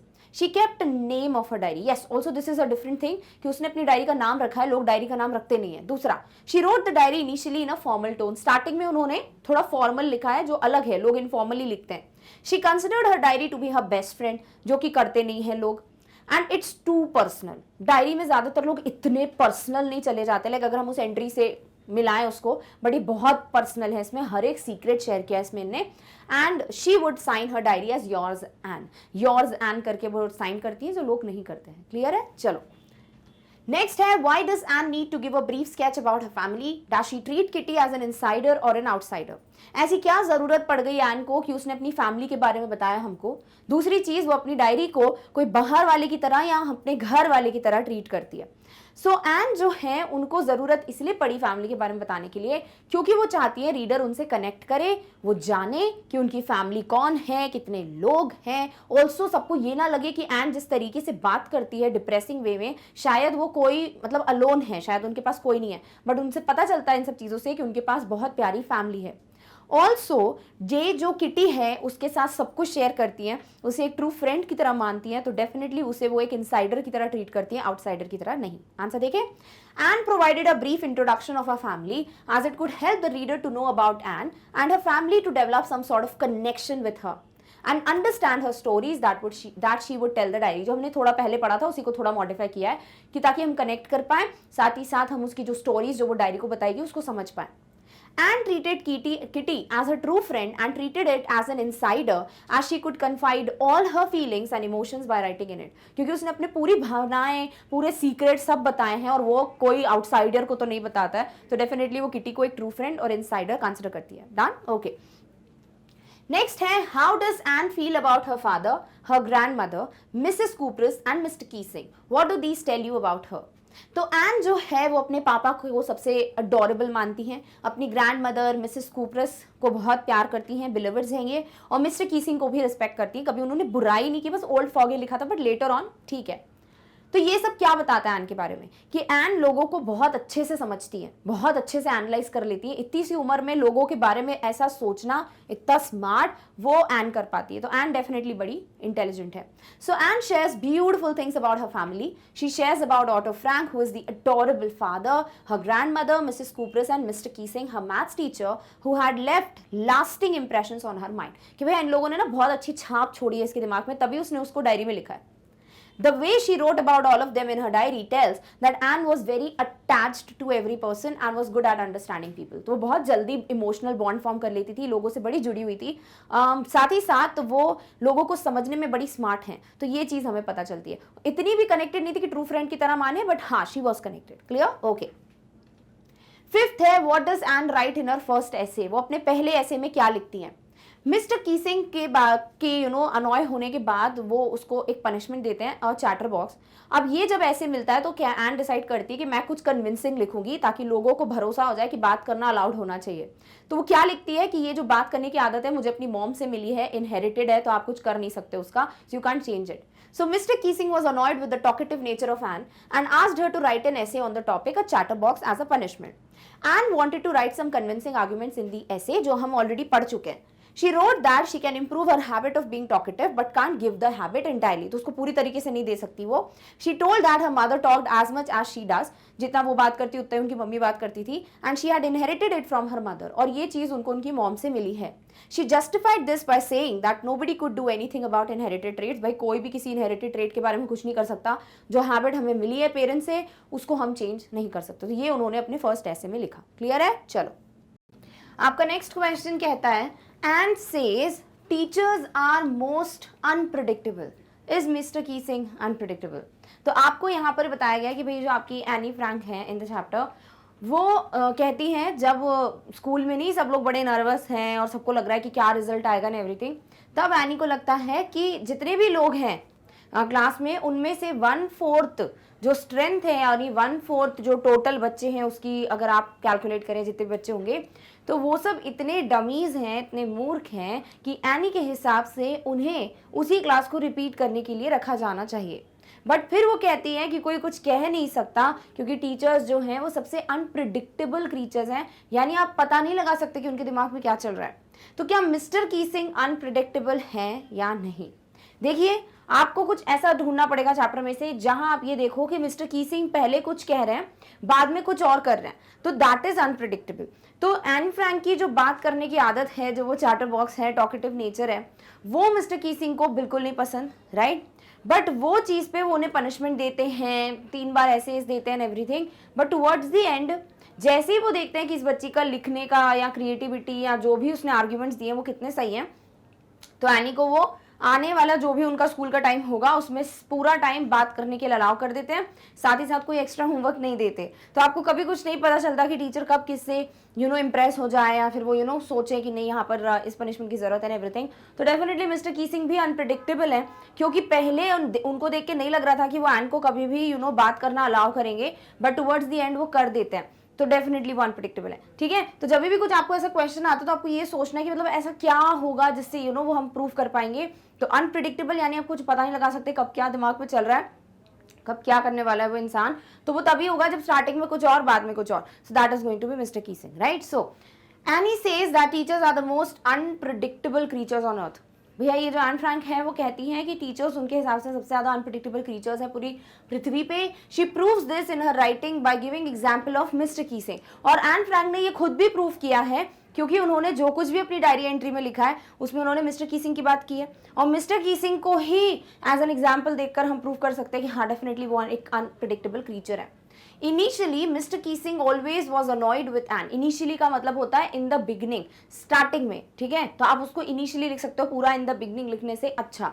तो स्टार्टिंग में मिस्टर कीसिंग जो है वो हमेशा ही गुस्से में रहते थे, फ्रस्ट्रेटेड रहते थे, एन से अनॉयड थे, and punished her but later on. और उसको पनिशमेंट दी, पहली बार ऐसे, फिर दूसरा ऐसे, दिन तीसरा ऐसे, एंड पर उसके बाद क्या होता है, after reading her essays allowed her to talk in the class. Thus Mr Keesing was an unpredictable creature, यानी कि पहले पनिशमेंट दी बात करने के लिए, बाद में बात करना अलाउ कर दिया, तो ये अलग अलग नहीं है चीजें। That is what is unpredictable behaviour. समझ आ गया? चलो नेक्स्ट आगे बढ़ते हैं। 7th क्वेश्चन में आपको कुछ स्टेटमेंट्स दिए हैं और आपको ये बताना है कि एन के बारे में आप इसमें से क्या कह सकते हो, ठीक है। So what do these statements tell you about Anne Frank as a person, यानी जब जब उन्होंने ये लिखी है चीजें, वो किस तरीके की इंसान है, आप क्या बता सकते हो उनके बारे में। तो पहला statement, we don't seem to be able to get any closer and that's the problem. Maybe it's my fault that we don't confide in each other. अभी ये जो पर्टिकुलर स्टेटमेंट है ये कब कहती है एन फ्रैंक, पहले तो वो दिमाग में लाना है ना।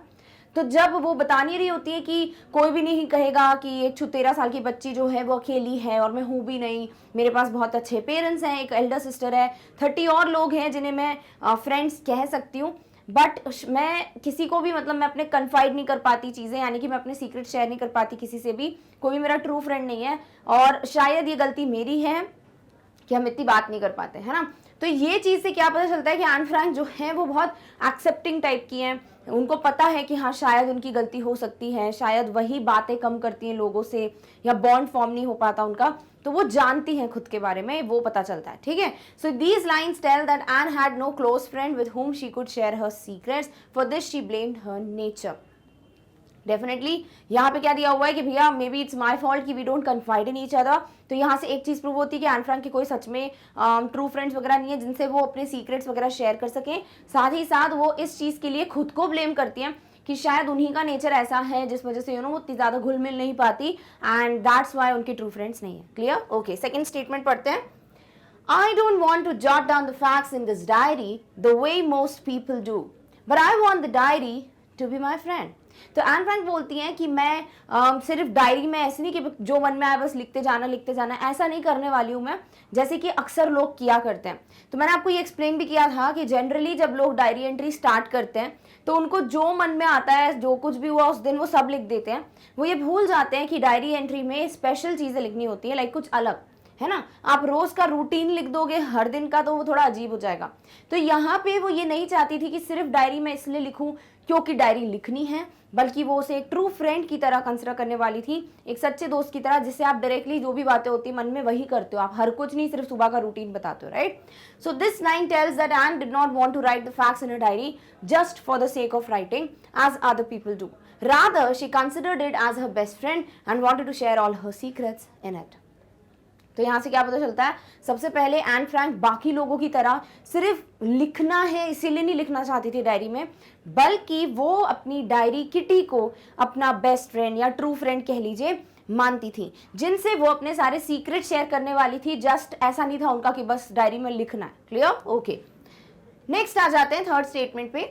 Margot went to Holland in December and I followed in February when I was plunked down on the table as a birthday present for Margot।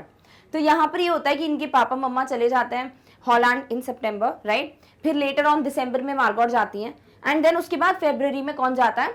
N जाती है। तो यहाँ पर वो ऐसे ही मस्ती मजाक करते हुए कहती हैं कि ऐसा था जैसे फरवरी में ना मेरे को इसीलिए लेके गए जैसे कि मैं अपनी बड़ी बहन के लिए एक उसके बर्थडे का प्रेजेंट थी कि मुझे बस टेबल पर रख दिया।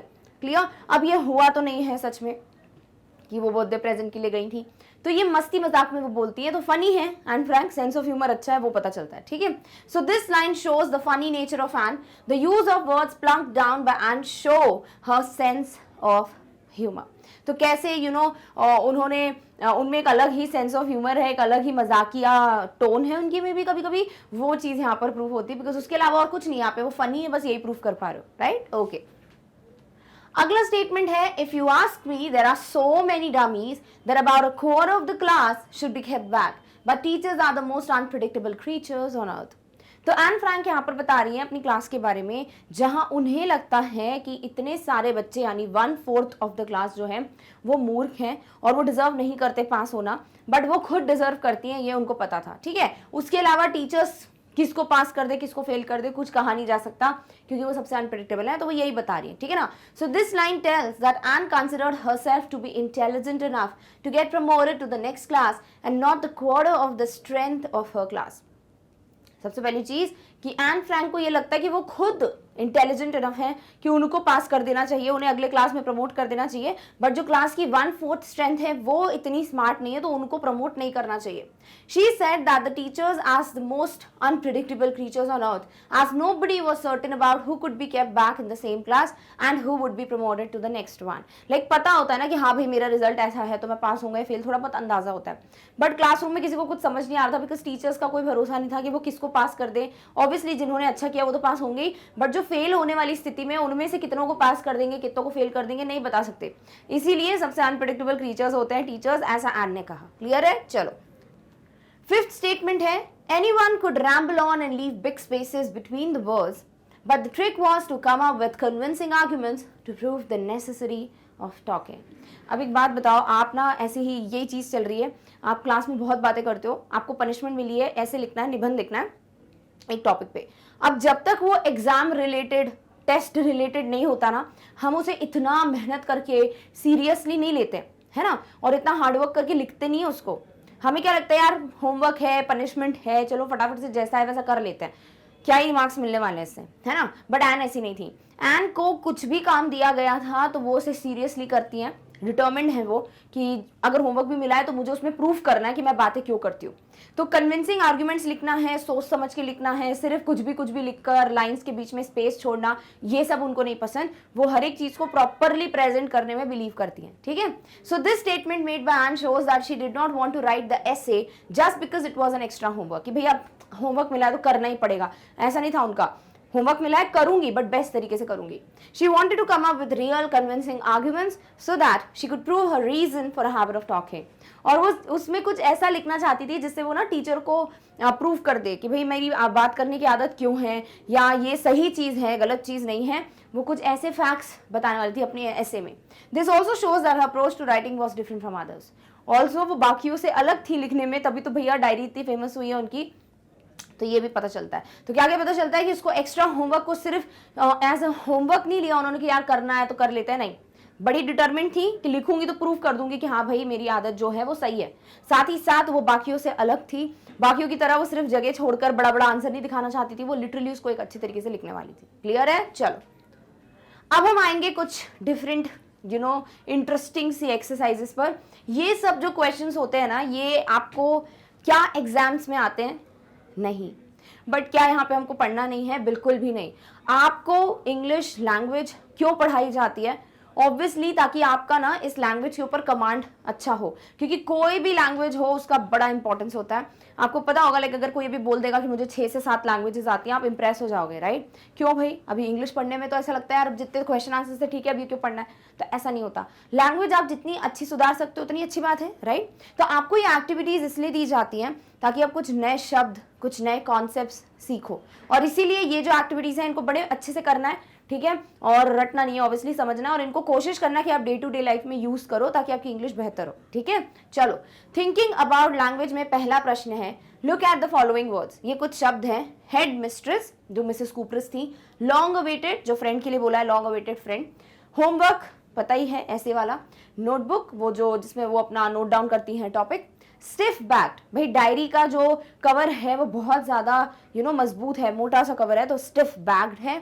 और outburst, the outburst of laughter, right? Okay, तो ये सब कंपाउंड वर्ड्स हैं। देखो, अगर सिंगल वर्ड होता जैसे कि होम या अवेटेड या लॉन्ग, तो ये सिंगल वर्ड्स होते, बट यहाँ दो दो शब्दों को जोड़कर एक वर्ड बनाया। देखो, आउटबर्स्ट अलग अलग शब्द पर एक बनाया है। होम वर्क, होम अलग है, वर्क अलग है। स्टिफ अलग है, बैग्ड अलग है। नोट अलग है, बुक अलग है। Head is different, mist is different, and similarly long different है, अवेटेड डिफरेंट है। तो ऐसे शब्दों को कंपाउंड वर्ड्स कहा जाता है, जहां दो अलग अलग शब्द मिलकर एक शब्द बनाते हैं, ठीक है? They are made up of 2 or more words. Yes, सिर्फ 2 नहीं, 2 से ज्यादा भी हो सकता है। इट्स जस्ट दैट कुछ अलग अलग वर्ड्स को जोड़कर अगर एक वर्ड बनाया जा रहा है, वो कंपाउंड कहलाएगा। Compound words can be nouns, adjectives या वर्ब्स। यानी कि कंपाउंड वर्ड्स कुछ भी हो सकते हैं वो सिर्फ कुछ नेम्स हो, नाउन्स हो सकते हैं वो कुछ एडजेक्टिव्स हो, कुछ क्वालिटीज हो, या फिर वो वर्ब्स हो, क्रियाएं हो। जैसे हेड मिस्ट्रेस, हेड मिस्ट्रेस क्या है? संचालिका, वो एक नाम है, एक प्रोफाइल है, राइट? जैसे प्रिंसिपल होता है, वैसे ही हेड मिस्ट्रेस क्या हो गया? एक प्रोफाइल, बट ये है कंपाउंड वर्ड, किसी का नाम हुआ तो ये हो गया एक नाउन। सिमिलरली हुआ होमवर्क, होमवर्क क्या है? आप जो घर पे काम करेंगे, आपको स्कूल से जो मिलता है उसका नाम, तो नाउन है। देन नोटबुक, नोटबुक वो कॉपी जिसमें आप लिखते हो, राइट? तो वो भी नाम है उस पर्टिकुलर पेजेस वाली चीज का, तो उसे नोटबुक कहते हैं। देन नेक्स्ट है आउटबर्स्ट, तो ये भी नाम है, तो that is kept. Clear? Next आ जाओ एडजेक्टिव्स पे। लॉन्ग अवेटेड, स्टिफ बैक्ड, भैया दोस्त कैसा है? जिसका बहुत टाइम से इंतजार है, तो लॉन्ग अवेटेड उसको डिस्क्राइब कर रहा है, तो एडजेक्टिव है। कॉपी कैसी है? स्टिफ बैक्ड है, उसका कवर बहुत मोटा है, तो स्टिफ बैक्ड उसको डिस्क्राइब कर रहा है, तो ये दोनों एडजेक्टिव्स हो गए। उसी तरीके से वर्ब्स देख लो। स्लीप वॉक, जो नींद में चलते हैं उसको स्लीप वॉक कहते हैं, लाइक नींद में चलना।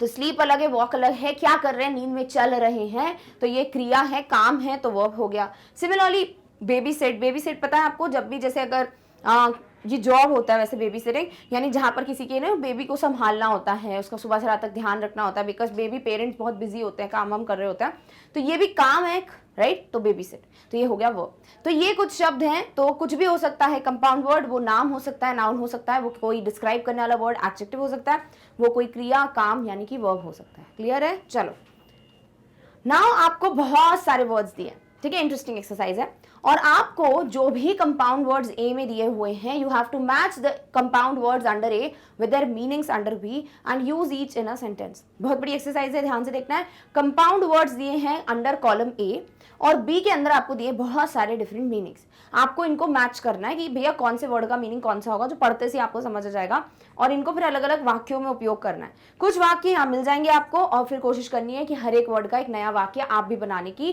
पूरी डेफिनेटली कोशिश करो। Clear? Okay. Heart breaking, heart breaking, दिल टूट गया कब बोलते हो? जब आपको बहुत दुख होता है किसी चीज का, मतलब कि कुछ सडन ऐसा कुछ जिससे आपका ना दिल टूट गया, समझ गए ना? That is heartbreaking. Homesick, homesick किसको कहते हैं? घर और सिक समझ नहीं आ रहा, राइट? तो इसको रखते हैं साइड में। वैसे होम सिक जिनको पता होगा, मैं एक एग्जांपल दे देती हूँ। कई लोग होते हैं जो मतलब ऐसे घर से दूर रहते हैं ना, तो उनको घर की बड़ी याद आती है, उसे होम सिक कहते हैं। अब मीनिंग क्या होगा ढूंढेंगे। Block head. अभी ब्लॉक हेड बड़ा कूल सा वर्ड है और इसको यूज किया जाता है कुछ तो किस टाइप का इंसान है दिमाग से वो बात करेंगे। लॉ अबाइडिंग, अबाइड करना होता है फॉलो करना, लाइक यू फॉलो दैट, और लॉ अबाइडिंग है तो डेफिनेटली लॉ फॉलो करने वाली बात हो रही होगी, पढ़ेंगे उससे भी। नेक्स्ट देखिए ओवरडू, कुछ चीज ओवर कर देना may be. Day dream, day dream दिन में सपने देखना, that is something day dream. Break down, break down हो गया, कैसे बोलते ब्रेक डाउन, कुछ टूट गया, क्या टूट गया, तो जब आप बोलते हो कि मेरा बहुत ब्रेक डाउन हो गया है, लाइक इसका मतलब आप ना एकदम से रो देते हो, लाइक बहुत परेशान हो गए हो, that is emotionally break down. Output क्या होता है, इनपुट जो आप दे रहे हैं, आउटपुट क्या जो मिला, राइट। तो ऐसे शब्द हमें समझ आ रहे हैं, अब मीनिंग पढ़ेंगे तो ज्यादा क्लियर होगा। तो सारे मीनिंग्स फिर से देख लेते हैं। Obeying and respecting the law, भाई लॉ है ना तो ये लॉ से रिलेटेड ही होगा डेफिनेटली। तो कुछ कोई भी जो लॉ को या कानून को फॉलो करता है उसे लॉ अबाइडिंग कहते हैं, मिल गया एक meaning. Next, think about pleasant things forgetting about the present, present का बिल्कुल भूल कर आप अच्छी अच्छी चीजों का सोच रहे हैं, लाइक अगर अभी कुछ अच्छा नहीं है तो वो भूलकर आप अच्छा अच्छा कुछ सोच रहे हैं, अच्छा ठीक है। मे बी यहाँ पर ऐसा कह रहे हैं कि आप ना अभी का कुछ नहीं सोच रहे हो, करंटली क्या हो रहा है और आप कुछ ना सोचे जा रहे हो, मे बी आप ड्रीम देख रहे हो, ऐसा कुछ, तो शायद डे ड्रीम का मीनिंग हो। Next, something produced by a person, machine or organisation, कुछ भी जो प्रोड्यूस हो रहा है, प्रोड्यूस मतलब जो बाहर आएगा फाइनली रिजल्ट, राइट। तो कोई पर्सन या कोई मशीन या कोई ऑर्गेनाइजेशन, भाई हमने अभी पढ़ा इनपुट आउटपुट, तो आउटपुट का ये होना चाहिए, राइट।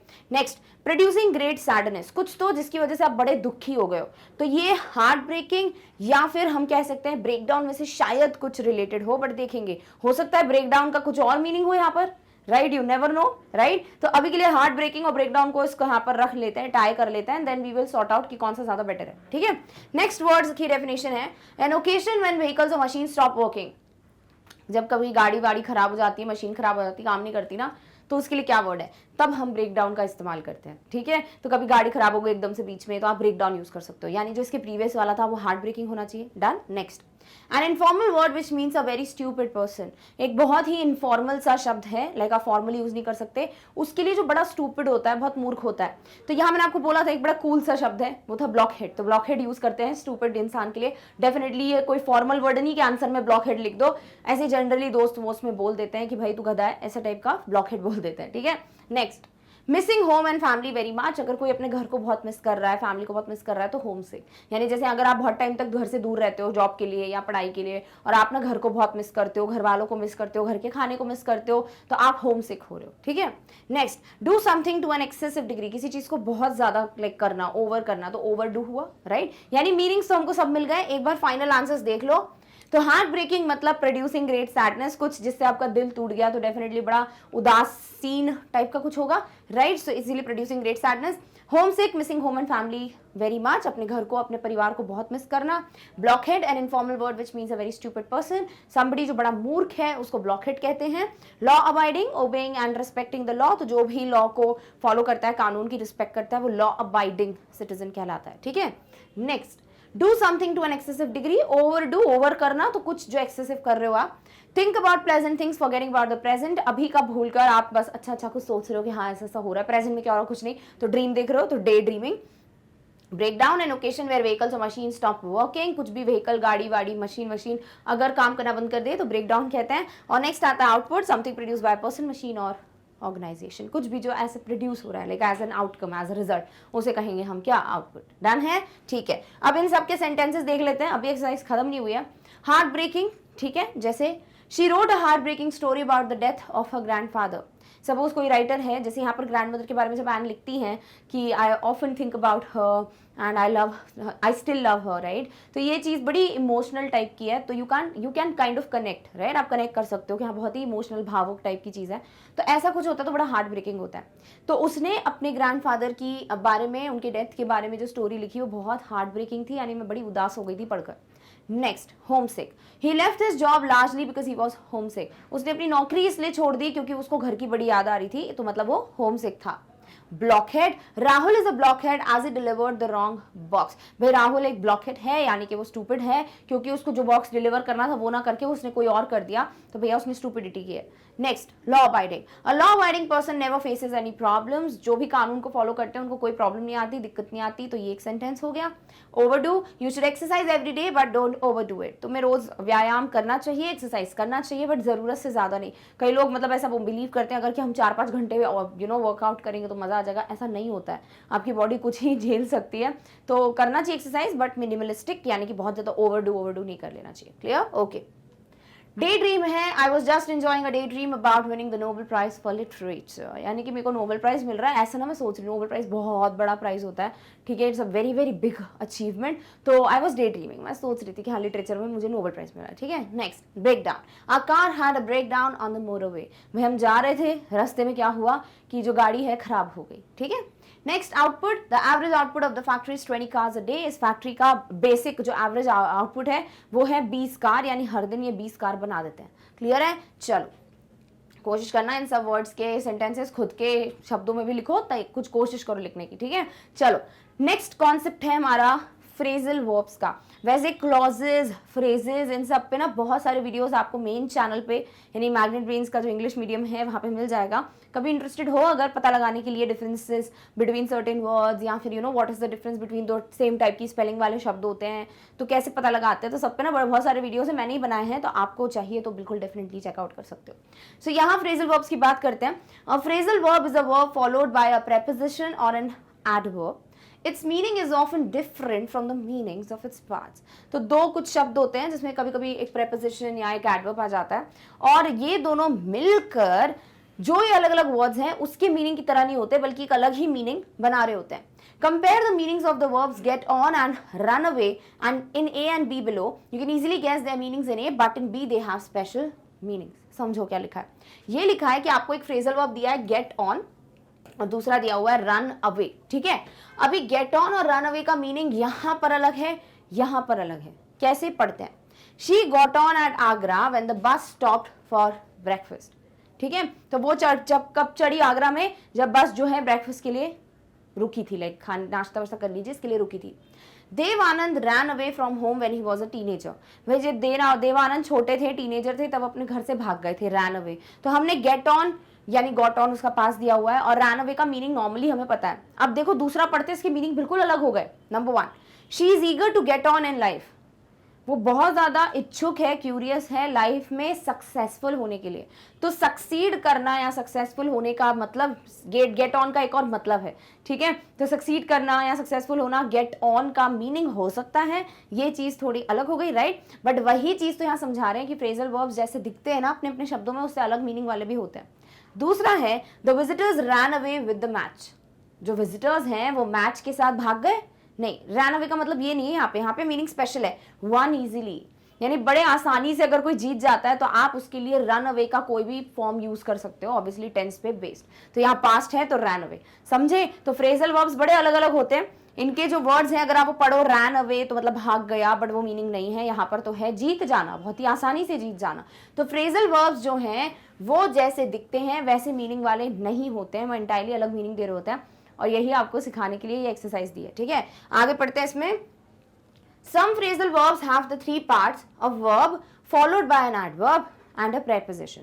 कभी कभी 2 ना होकर 3 पार्ट्स भी होते हैं एक फ्रेजल वर्ब में, जहां आपको वर्ब तो मिलेगा ही तभी वो फ्रेजल वर्ब कहलाता है क्योंकि वर्ब मेन है, उसके अलावा आपको प्रेपोजिशन और एडवर्ब भी मिल जाएगा। Our car ran out of, देखो रैन आउट ऑफ भी जुड़ गया, तो ये तीनों पार्ट्स मिलके क्या बना रहे हैं? 3 पार्ट्स वाला phrasal verb. So our car ran out of petrol just outside the city limits, यानी कि पेट्रोल खत्म हो गया था। The government wants to reach out to the people with this new campaign, तो रीच आउट टू ये पूरा phrasal verb है, यानी कि कोशिश करना चाहते हैं कि हर किसी तक ये बात पहुंचे जो नई कैंपेन है उसके बारे में। तो ये सिर्फ 2 पार्ट्स वाला हो जरूरी नहीं है, 3 पार्ट्स वाला भी हो सकता है जिसमें वर्ब तो होगा ही होगा, एडवर्ब और प्रेपोजिशंस भी आ जाते हैं। क्लियर है? ठीक है। अब हमें दिए हुए हैं कुछ ऐसे फ्रेजल वर्ब्स जो आपकी किताब में यानी आपके चैप्टर में यूज किए गए हैं. So now find the sentences in the lesson that have the phrasal verb given below. अब देखिए ये जितने भी फ्रेजल वर्ब्स हैं आपको ऑलरेडी इन सबके सेंटेंसेस बुक से मिल जाएंगे, तो कोशिश करना वहीं पे अंडरलाइन कर लो. मैं आपको यहाँ समय नष्ट नहीं करूंगी वो सारे सेंटेंसेस पढ़ा के, क्योंकि ऑलरेडी वो बुक में गिवन है ना. तो आपको ढूंढना है, बट उसका मतलब क्या है वो हम यहाँ पे मैच करेंगे. ठीक है.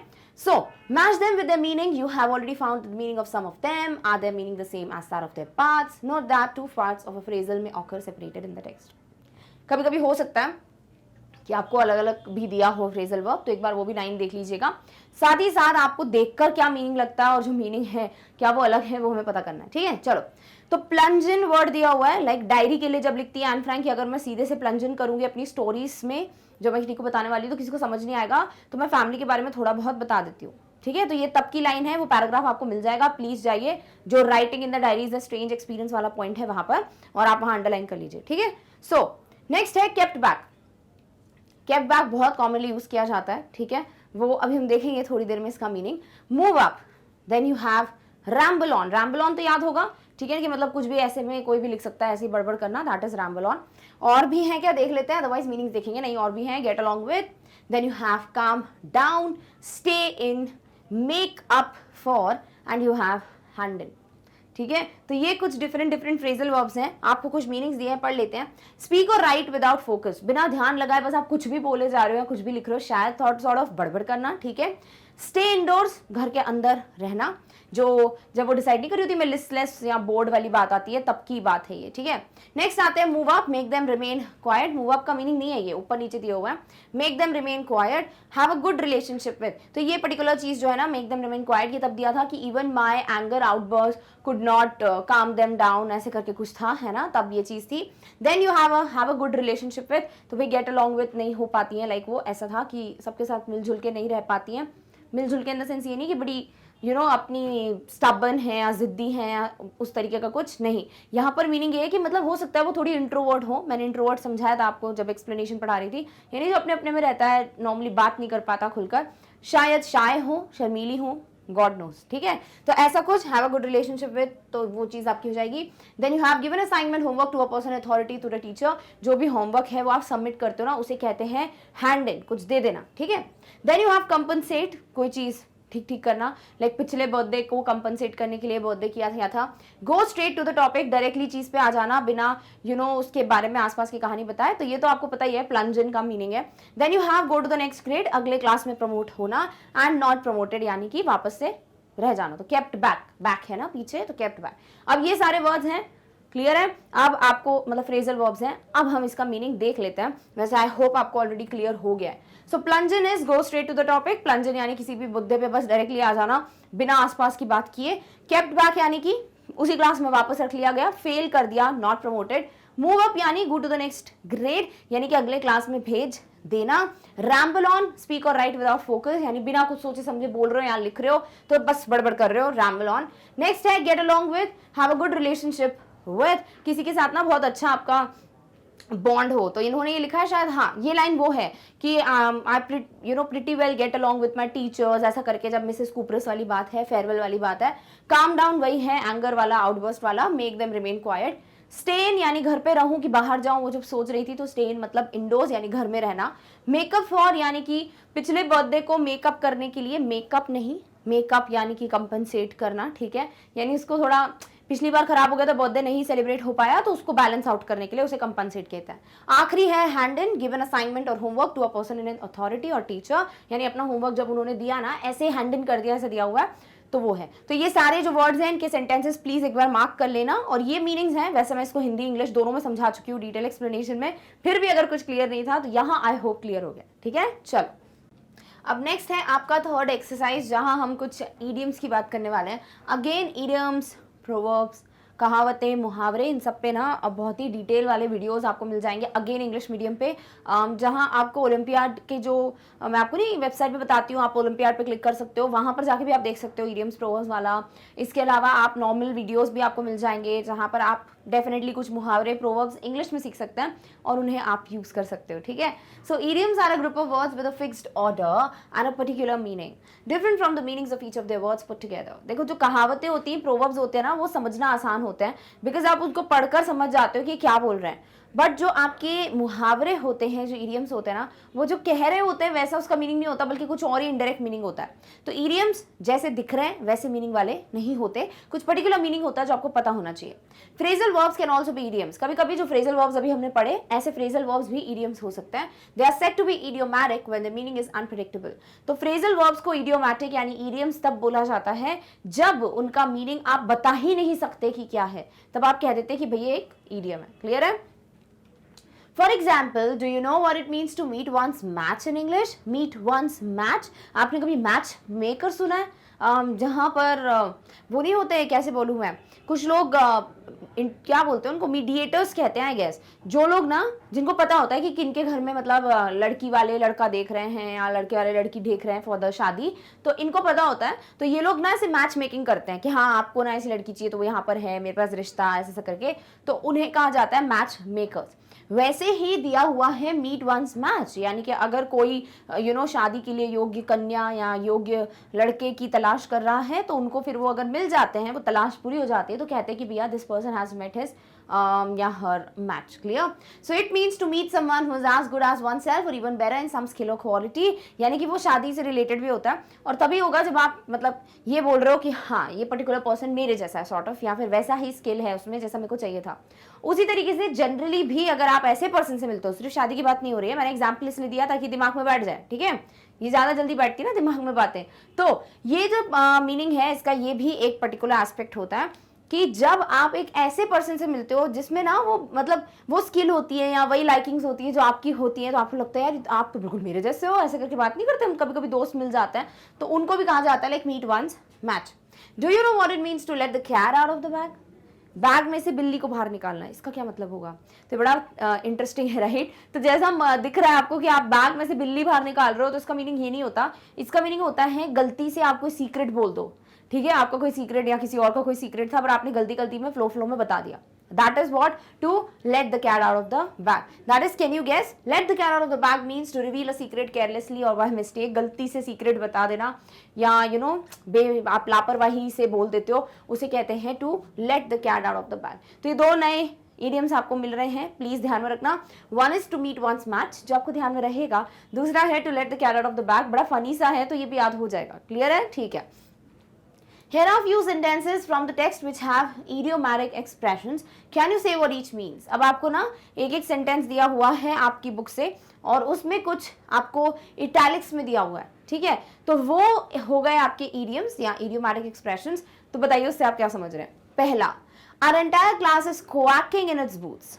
क्वाकिंग इन इट्स बूट्स का मतलब मैंने क्या बताया था कि भैया कोई पर्सन थरथरा रहा है, कांप रहा है डर के मारे, तो shaking with fear and nervousness, ठीक है? यानी कि बहुत ज्यादा डर रहा है और डर की वजह से कांप रहा है और नर्वस है, ठीक है? That is what is quaking in boots.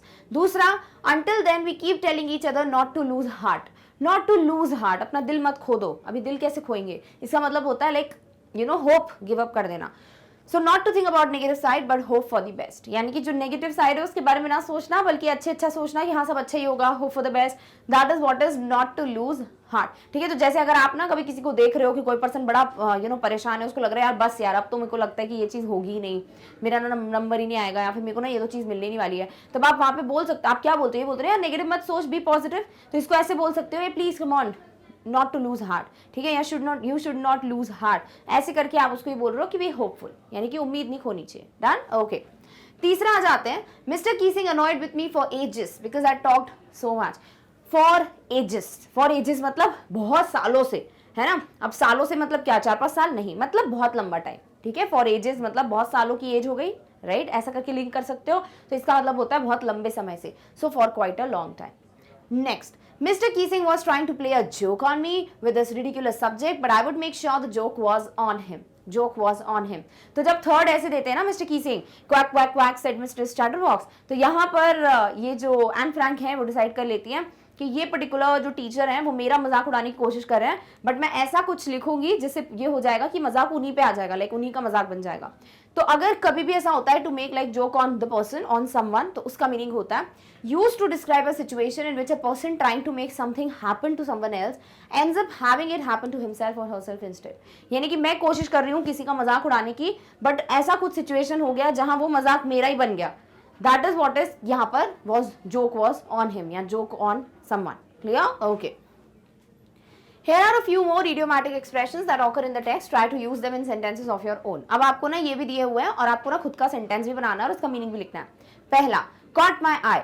अभी ये था ना कि होमवर्क का जो टॉपिक है at that note of the essay caught my eye, ऐसे दिया हुआ एन फ्रैंक के चैप्टर में.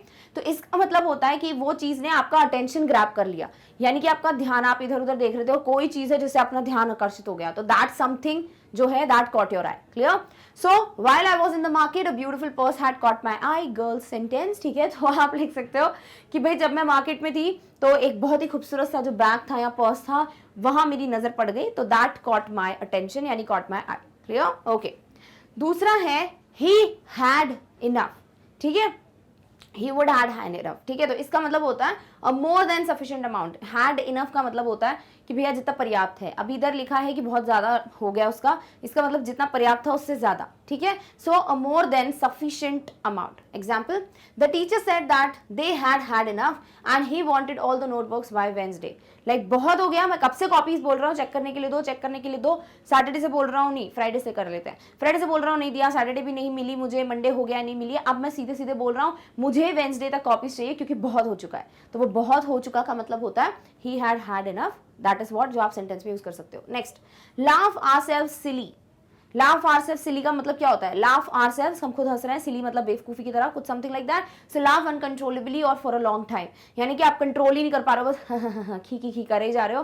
That is what is to laugh uncontrollably, यानी laugh ourselves silly. For example, he laughed ourselves silly on his stupid jokes, यानी कि उसके जो फालतू से जोक्स थे उसी पे बढ़िया हंस रहे हैं सब लोग. तो ये जो है बहुत सिली सी समथिंग थे जो आप फालतू में अनकंट्रोलेबली हंस रहे हो. That is what is laugh ourselves silly. Easy? Okay. Next है can't bring myself to. can't bring myself to यानी कि वो चीज मैं नहीं कर पा रहा हूँ. ठीक है, वहां तक नहीं पहुंच रहा हूँ. That means to be unable to do something because it is too unpleasant or embarrassing or makes you too upset. या तो वो चीज आपको पसंद नहीं है, या फिर वो चीज से आपको बहुत शर्मिंदगी महसूस होती है, या फिर कुछ भी जिससे आप अपसेट हो जाते हो और इसीलिए आप वो चीज नहीं कर पा रहे हो, तब हम कह सकते हैं can't bring myself to. For an example, I can't bring myself to terms with this tragedy. लेकिन जो ट्रेजेडी हुई है, दिस इज समथिंग जो मेरे लिए बहुत ही ज्यादा ऐसा है कि जो यू नो अपसेट कर देता है मुझे, तो मैं वो चीज तक नहीं आ सकती हूँ बिकॉज ये ट्रेजेडी बहुत ज्यादा दुखी कर देने वाली है.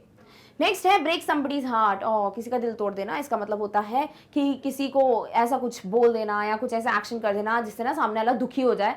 आप ना बिल्कुल उसका भरोसा तोड़ दो में भी, या फिर समथिंग लाइक दैट जिससे वो बहुत बहुत बहुत उदास हो जाए. ठीक है, so overwhelm someone with sadness, यानी किसी को बहुत बहुत दुखी कर देना.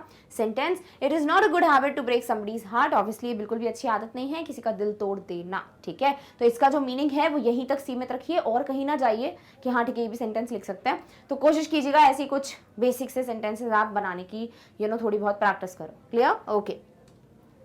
अगला आ जाते हैं क्लोज और डियर टू हार्ट. तो कोई अगर somebody is close to your heart या somebody is very dear to your heart, इसका मतलब क्या होगा कि वो पर्सन आपके लिए बहुत ज्यादा स्पेशल है. जैसे कि my mom is very close to my heart, है ना. तो दैट इज समथिंग जब आप बोलते हो कि जब किसी पर्सन के लिए बोलते हो ना कि बहुत ज्यादा आपके लिए प्यारा है वो, that is what is close to your heart. So very personally emotionally important to one, कि इमोशनल लेवल पे और पर्सनल लेवल पे कोई इंसान बहुत आपके लिए इंपॉर्टेंट है. That is what is close to heart. I am very close to my father's heart, यानी कि मैं अपने पापा के दिल के बहुत करीब हूँ, यानी कि मैं उनके लिए बड़ी स्पेशल हूँ. ठीक है. Next, from the bottom of your heart. अब आपने कभी कभी स्पीचेस सुनी होंगी जहां पर ऐसे बोलते हैं कि भाई सपोज मेरे को अवार्ड मिला है, ठीक है, तो मेरी स्पीच ऐसे होगी कि oh thank you so much, from the bottom of my heart I want to thank you. ठीक है, तो बॉटम ऑफ माई हार्ट का मतलब होता है विद सिंसियर फीलिंग, लाइक बहुत ही कहे दिल से मैं आपका शुक्रिया करना चाहती हूँ. कहते हैं ना कहे दिल से, that is what is bottom of my heart. So I thank you from the bottom of my heart for being my mentor, कि आपने मेरे को गाइड किया, आपने मुझे पूरे तरीके से समझाया है. तो बीइंग माई मेंटोर, मैं आपको from bottom of my heart thank you बोलना चाहती हूँ. समझ आ गया? ठीक है. नेक्स्ट है हैव अ हार्ट. दिल, हैव अ हार्ट, दिल खा लो, यहाँ हार्ट होना चाहिए ऐसा कुछ मीनिंग निकल रहा है बट ऐसा है नहीं. हैव अ हार्ट का मतलब होता है कि मतलब कुछ तो दया भावना होनी चाहिए तुम में. ऐसे करके जब बोलते हैं ना यार हंसने की क्या बात है, क्या है यहाँ पर, थोड़ा मतलब दया भावना दिखाओ थोड़ा, है ना, तो उसको कहते हैं have a heart. So be merciful, show pity, दया दिखाना और थोड़ा काइंडनेस दिखाना. So I request you to have a heart and look again at my application, कि प्लीज एक बार दया कीजिए और मेरी एप्लीकेशन देख लो. मे बी शायद टाइमिंग जो है उससे मैं लेट हो गया हूँ, बट प्लीज एक बार देख लीजिए application. I can also be a good candidate. दूसरा, have a heart of stone, ये तो बहुत ईजी है, पत्थर दिल, ठीक है। तो पत्थर दिल कौन होता है जिसको ना कोई फर्क नहीं पड़ता है, इमोशंस ही नहीं है बिल्कुल। सो अ स्टर्न और क्रूअल नेचर, कोई इंसान जो बहुत ना ऐसे बिल्कुल दृढ़ होता है कि हाँ ठीक मुझे कोई फर्क ही नहीं पड़ता, कुछ भी हो जाए, बहुत गंदी बात है वो। That is what is to have a heart of stone. It is said that people like Hitler have a heart of stone, कि भाई हिटलर के जैसे जो लोग हैं उन सबको कहा जाता है कि उनका जो दिल है वो पत्थर का है, their heart is of stone. Clear, okay. Last है your heart goes out to somebody, आपका दिल जो है वो किसी और के पास चला गया, ओहो हो, you feel sympathy for them. यानी कि अगर आप ऐसे बोलते हो ना कि हो my God my heart goes with you, इसका मतलब कि मुझे तुम्हारे लिए बहुत बुरा लग रहा है, समझ रहे हो। तो जब आपको किसी के लिए बहुत बुरा लगता है ना, तब हम ये पर्टिकुलर इडियोमैटिक एक्सप्रेशन यूज करते हैं। So as I looked at shabbily dressed up children my heart went out to them, मैंने जैसे ही कुछ बच्चों को देखा जिन्होंने प्रॉपर अच्छे साफ सुथरे कपड़े भी नहीं पहने थे, मतलब उनकी स्थिति बहुत खराब थी, तो मुझे उनके लिए बहुत बहुत बुरा लगा। That is why my heart goes out with them. Clear है, ठीक है। अब आ जाते हैं हम एक और एक्सरसाइज पे। देखो एक्सरसाइजेस की कमी नहीं है चैप्टर में, ठीक है, बट करनी पड़ेगी सॉल्व। तो कॉन्ट्रैक्टेड फॉर्म्स, कॉन्ट्रैक्ट क्या होता है, वो कल कॉन्ट्रैक्ट नहीं साइन करते हैं, कुछ चीजें जिनको आप छोटा कर देते हो, that is contracted form. Clear, so when we speak we use contracted forms or short forms such as these. जैसे कि हम ना कुछ कुछ वर्ड्स होते हैं जिनके कॉन्ट्रैक्टेड फॉर्म्स यूज करते हैं, जैसे कैन नॉट। वैसे ना आपकी बुक में यहाँ पर अलग अलग करके दिया हुआ है, बट ऐसा होता नहीं है, कभी मत लिखना ऐसे, ये गलत है, पर बुक में दिया है इसलिए लिखा हुआ है, ये सही तरीका होता है। कैन नॉट में स्पेस नहीं आती, ठीक है। तो आप कैन नॉट को छोटा बना के बोल सकते हो कांट, जैसे आई कैन नॉट सिंग, तो I will be I can't sing, ठीक है। तो कैन नॉट को कांट बोल देते हैं, छोटा बना देते हैं। नेक्स्ट आता है आई अपॉस्ट्रोफी डी, इसे आई वुड या आई हैड पढ़ते हैं, समझ रहे हो। आई अपॉस्ट्रोफी डी जो है इसको पढ़ते हैं या तो आई वुड या आई हैड, जैसे अभी नहीं था आई हैड हैड इनफ, ठीक है। तो यहां पर अभी मैं आई हैड इनफ लिखना है तो मैं इसको आई अपॉस्ट्रोफी डी लिख सकती हूँ। Then she apostrophe is, S को बोलते हैं शी इज, ठीक है। तो शी इज, तो शी इज शीज, ऐसे कॉन्ट्रैक्टेड फॉर्म लिख देते हैं। So notice that contracted forms are also written with an apostrophe. Apostrophe ये पंक्चुएशन मार्क है, ठीक है, देख रहे हो ऊपर की तरफ जो कॉमा लगता है ना उसे अपॉस्ट्रोफी कहते हैं। To show a shortening of the spelling of not, would और is as in the above example, है ना। तो इस तरीके से छोटा छोटा कर देते हैं अपॉस्ट्रोफी लगाकर। क्लियर है, ओके। अब इसी पे बेस्ड आपको एक सिंपल सी एक्सरसाइज दी हुई है, make a list of the contracted forms in the text, rewrite them as full forms of two words. आपको जो दिया हुआ है चैप्टर में, आपको बस वो कॉन्ट्रैक्टेड फॉर्म्स मेंशन करना है और उसका फुल फॉर्म लिखना है, बहुत आसान है। For example I apostrophe V E का मतलब होता है आई हैव, तो आपको ऐसे लिखना है, ठीक है। We have seen that some contracted forms can stand for two different full forms. कभी कभी एक कॉन्ट्रैक्ट फॉर्म दो फुल फॉर्म्स के लिए स्टैंड कर सकता है, जैसे आई अपॉस्ट्रोफी डी कहीं पर आई हैड भी हो सकता है, कहीं आई वुड भी हो सकता है, वो आप पता लगा सकते हो। जैसे आई हैड मतलब पास्ट की बात कर रहे हो, आई वुड मतलब फ्यूचर की बात कर रहे हो। Clear, okay. अब इसी पे बेस्ड एक एक्सरसाइज कर लेते हैं। Find in the text the contracted forms that stand for two different full forms and say what these are. वैसे कई कॉन्ट्रैक्टेड फॉर्म्स हैं आपके चैप्टर में, बट दो फुल फॉर्म वाला पूछा है, ठीक है। तो जैसे ही अपॉस्ट्रोफी डी अगर आप लिखते हो तो इसको आप ही हैड भी बोल सकते हो, ही वुड भी बोल सकते हो। दूसरा आ जाता है हु अपॉस्ट्रोफी एस, तो ये हु इज भी हो सकता है, हु हैज भी हो सकता है। Then you have there apostrophe s, तो ये देयर इज भी हो सकता है, देयर हैज भी हो सकता है, डिपेंडिंग ऑन द सेंटेंस, ठीक है। तो he had enough, he would go to the market, दोनों चीजों में आप ही अपॉस्ट्रोफी डी लिख सकते हो। हु इज और हु हैज, तो हु इज कमिंग, तो उसमें आप हुज कमिंग लिख सकते हो, लाइक हु अपॉस्ट्रोफी एस, पढ़ते इसको हुज ही है। और जैसे आपको लिखना है कि हु हैज बीन टॉकिंग, तो हु हैज को आप हु अपॉस्ट्रोफी एस लिख सकते हो। नेक्स्ट जाते हैं देयर इज देयर हैज, तो आप लिख सकते हो कि there is a great seminar going on in the auditorium, ठीक है। और देयर हैज की बात करें, so there has been many ups and downs in my life. Clear, okay. चलिए देयर हैज बीन नहीं, वैसे देयर हैव बीन होना चाहिए, ups and downs. There has been का कुछ लिख लेते हैं, there has been decrease in the market prices. Clear, okay. तो इस तरीके से आपके कुछ ऐसे कॉन्ट्रैक्टेड फॉर्म्स हैं जिसके दो फुल फॉर्म्स हैं, और आप इन्हें सेंटेंसेस में भी मैंने आपको बता दिया, ऐसे ही ढूंढ भी सकते हो कुछ सेंटेंसेस जहां आपके हर जगह मीनिंग चेंज जाते हैं, भले ही ये कॉन्ट्रैक्टेड फॉर्म सेम रहता है। क्लियर है, ठीक है, चलो। सो इस तरीके से आपके सारे क्वेश्चंस हो गए जो आपके from the diary of Anne Frank से इतने सारे क्वेश्चंस थे, वो सब हमने सॉल्व कर लिए हैं। आई होप आप ये सारे एक्टिविटीज जो हैं उन्हें सीरियसली समझ रहे थे, क्योंकि आपको अल्टीमेटली आपकी लैंग्वेज इंप्रूव करने में मदद करेंगे। चलो फटाफट से मैं आपको वेबसाइट के बारे में बता देती हूँ, जिसके बारे में मैंने इन द बिगनिंग आपको प्रॉमिस किया था कि आप जैसे ये वीडियो देख रहे हैं, अगर वैसे ही आप बाकी के कोर्सेज को एक्सप्लोर करना चाहते हो, जैसे मैंने आज ही आपको वीडियो में बताया ना, आपको अगर अलग अलग ईडियम्स, प्रोवर्ब्स या दो शब्द जो एक जैसे दिखते हैं बट उनमें डिफरेंस क्या है वो सब देखना हो, जैसे अभी अभी मैंने बताया ना, ये जो होता है अपॉस्ट्रोफी एस और ये जो वर्ड है, इन दोनों को हुज ही पढ़ते हैं। तो कब इसको यूज़ करना है, कब इसको यूज़ करना है, ऐसे कुछ शब्द जो हैं उन पे कई वीडियोस बनाए हुए हैं मैंने, जो आपको इंग्लिश मीडियम पे मिल जाते हैं। तो आप वहाँ जाके क्लिक करके देख सकते हो। तो इस तरीके से क्या होगा ना, आपके लिए आसान हो जाएगा थोड़ा अपना नॉलेज बढ़ाना। तो आपके पास वेबसाइट जाने के लिए एक तरीका है, वो है गूगल पे जाके टाइप करना है magnetbrains.com। जैसे ही वेबसाइट ओपन करोगे, ये जो पेज है आपके सामने साक्षात उपस्थित हो जाएगा। इस पेज पे आप जाके अपने पसंदीदा कोर्स को एक्सप्लोर कर सकते हैं। जैसे अगर इंग्लिश मीडियम का कुछ पढ़ना है, क्लिक कर दो। हिंदी मीडियम का कुछ पढ़ना है, क्लिक कर दो। स्पोकन इंग्लिश कोर्स है, NTSC, ओलंपियाड है, IIT JEE NEET etcetera etcetera, जो भी एक्सप्लोर करना है ना, एक बार क्लिक जरूर करके देख लेना। जैसे क्लिक करते हो, आपको उससे रिलेटेड अगर क्लासेस होंगी तो क्लासेस, नहीं तो डायरेक्टली सब्जेक्ट्स आ जाएंगे। जैसे इंग्लिश मीडियम में क्लिक करोगे, कई क्लासेस हैं क्योंकि सबके करिकुलम है ऑब्वियसली, तो आपने क्लिक कर देना उस क्लास पे जिसका आपको पढ़ना है। सपोज आपको क्लास 10th का कोई सब्जेक्ट पढ़ना है, क्लिक कर दो, आपके सामने अब सारे विषय यानी सब्जेक्ट्स आ जाएंगे, जिसमें से चूज कर आप अपने वीडियो तक पहुंच सकते हैं। सपोज आपको फर्स्ट प्राइड का कोई टॉपिक या चैप्टर देखना है, क्लिक करना उस पे, आपके सामने सारे यूनिट्स आएंगे। सपोज आपने यूनिट 1 पे क्लिक किया, अगर आपको वो देखना है तो आपके सामने उसका वीडियो प्ले होना स्टार्ट हो जाएगा। सो इतना आसान होता है वीडियोस तक पहुंचना, जस्ट आपको कुछ क्लिक करना होता है। एंड या इस तरीके से आप वेबसाइट का उपयोग जरूर करें ताकि आप डिफरेंट वीडियोस को एंजॉय कर सकें। क्लियर? ओके। सो इस तरीके से हम आ चुके हैं आज के डिस्कशन के एंड में। आई नो क्वेश्चंस बहुत सारे थे, वीडियो थोड़ा लेंथी हो गया है क्योंकि मैं नहीं चाहती थी कि कोई भी क्वेश्चन का आंसर आपको समझ ना आए और मैं सिर्फ ऐसे पढ़ के बता दूं, वो आप खुद भी कर सकते थे, राइट? तो आई होप समझ आ गया है कि क्वेश्चंस को कैसे अटेम्प्ट करते हैं, आंसर्स को कैसे लिखते हैं। साथ ही साथ कई क्वेश्चंस हैं जो हम एक्स्ट्रा क्वेश्चंस टाइम जब डिस्कस करेंगे ना, तब मैं आपको बताऊंगी। बट तब तक के लिए आपको ये जितने क्वेश्चंस हैं उन्हें अच्छे से प्रैक्टिस कर लेना है। सो बस इतना ही आज के वीडियो के लिए। अब हम मिलेंगे बहुत जल्द अगले वीडियो में अगले टॉपिक के साथ। तब तक खुद का सबका ध्यान रखिए। Thank you so much for watching. Bye.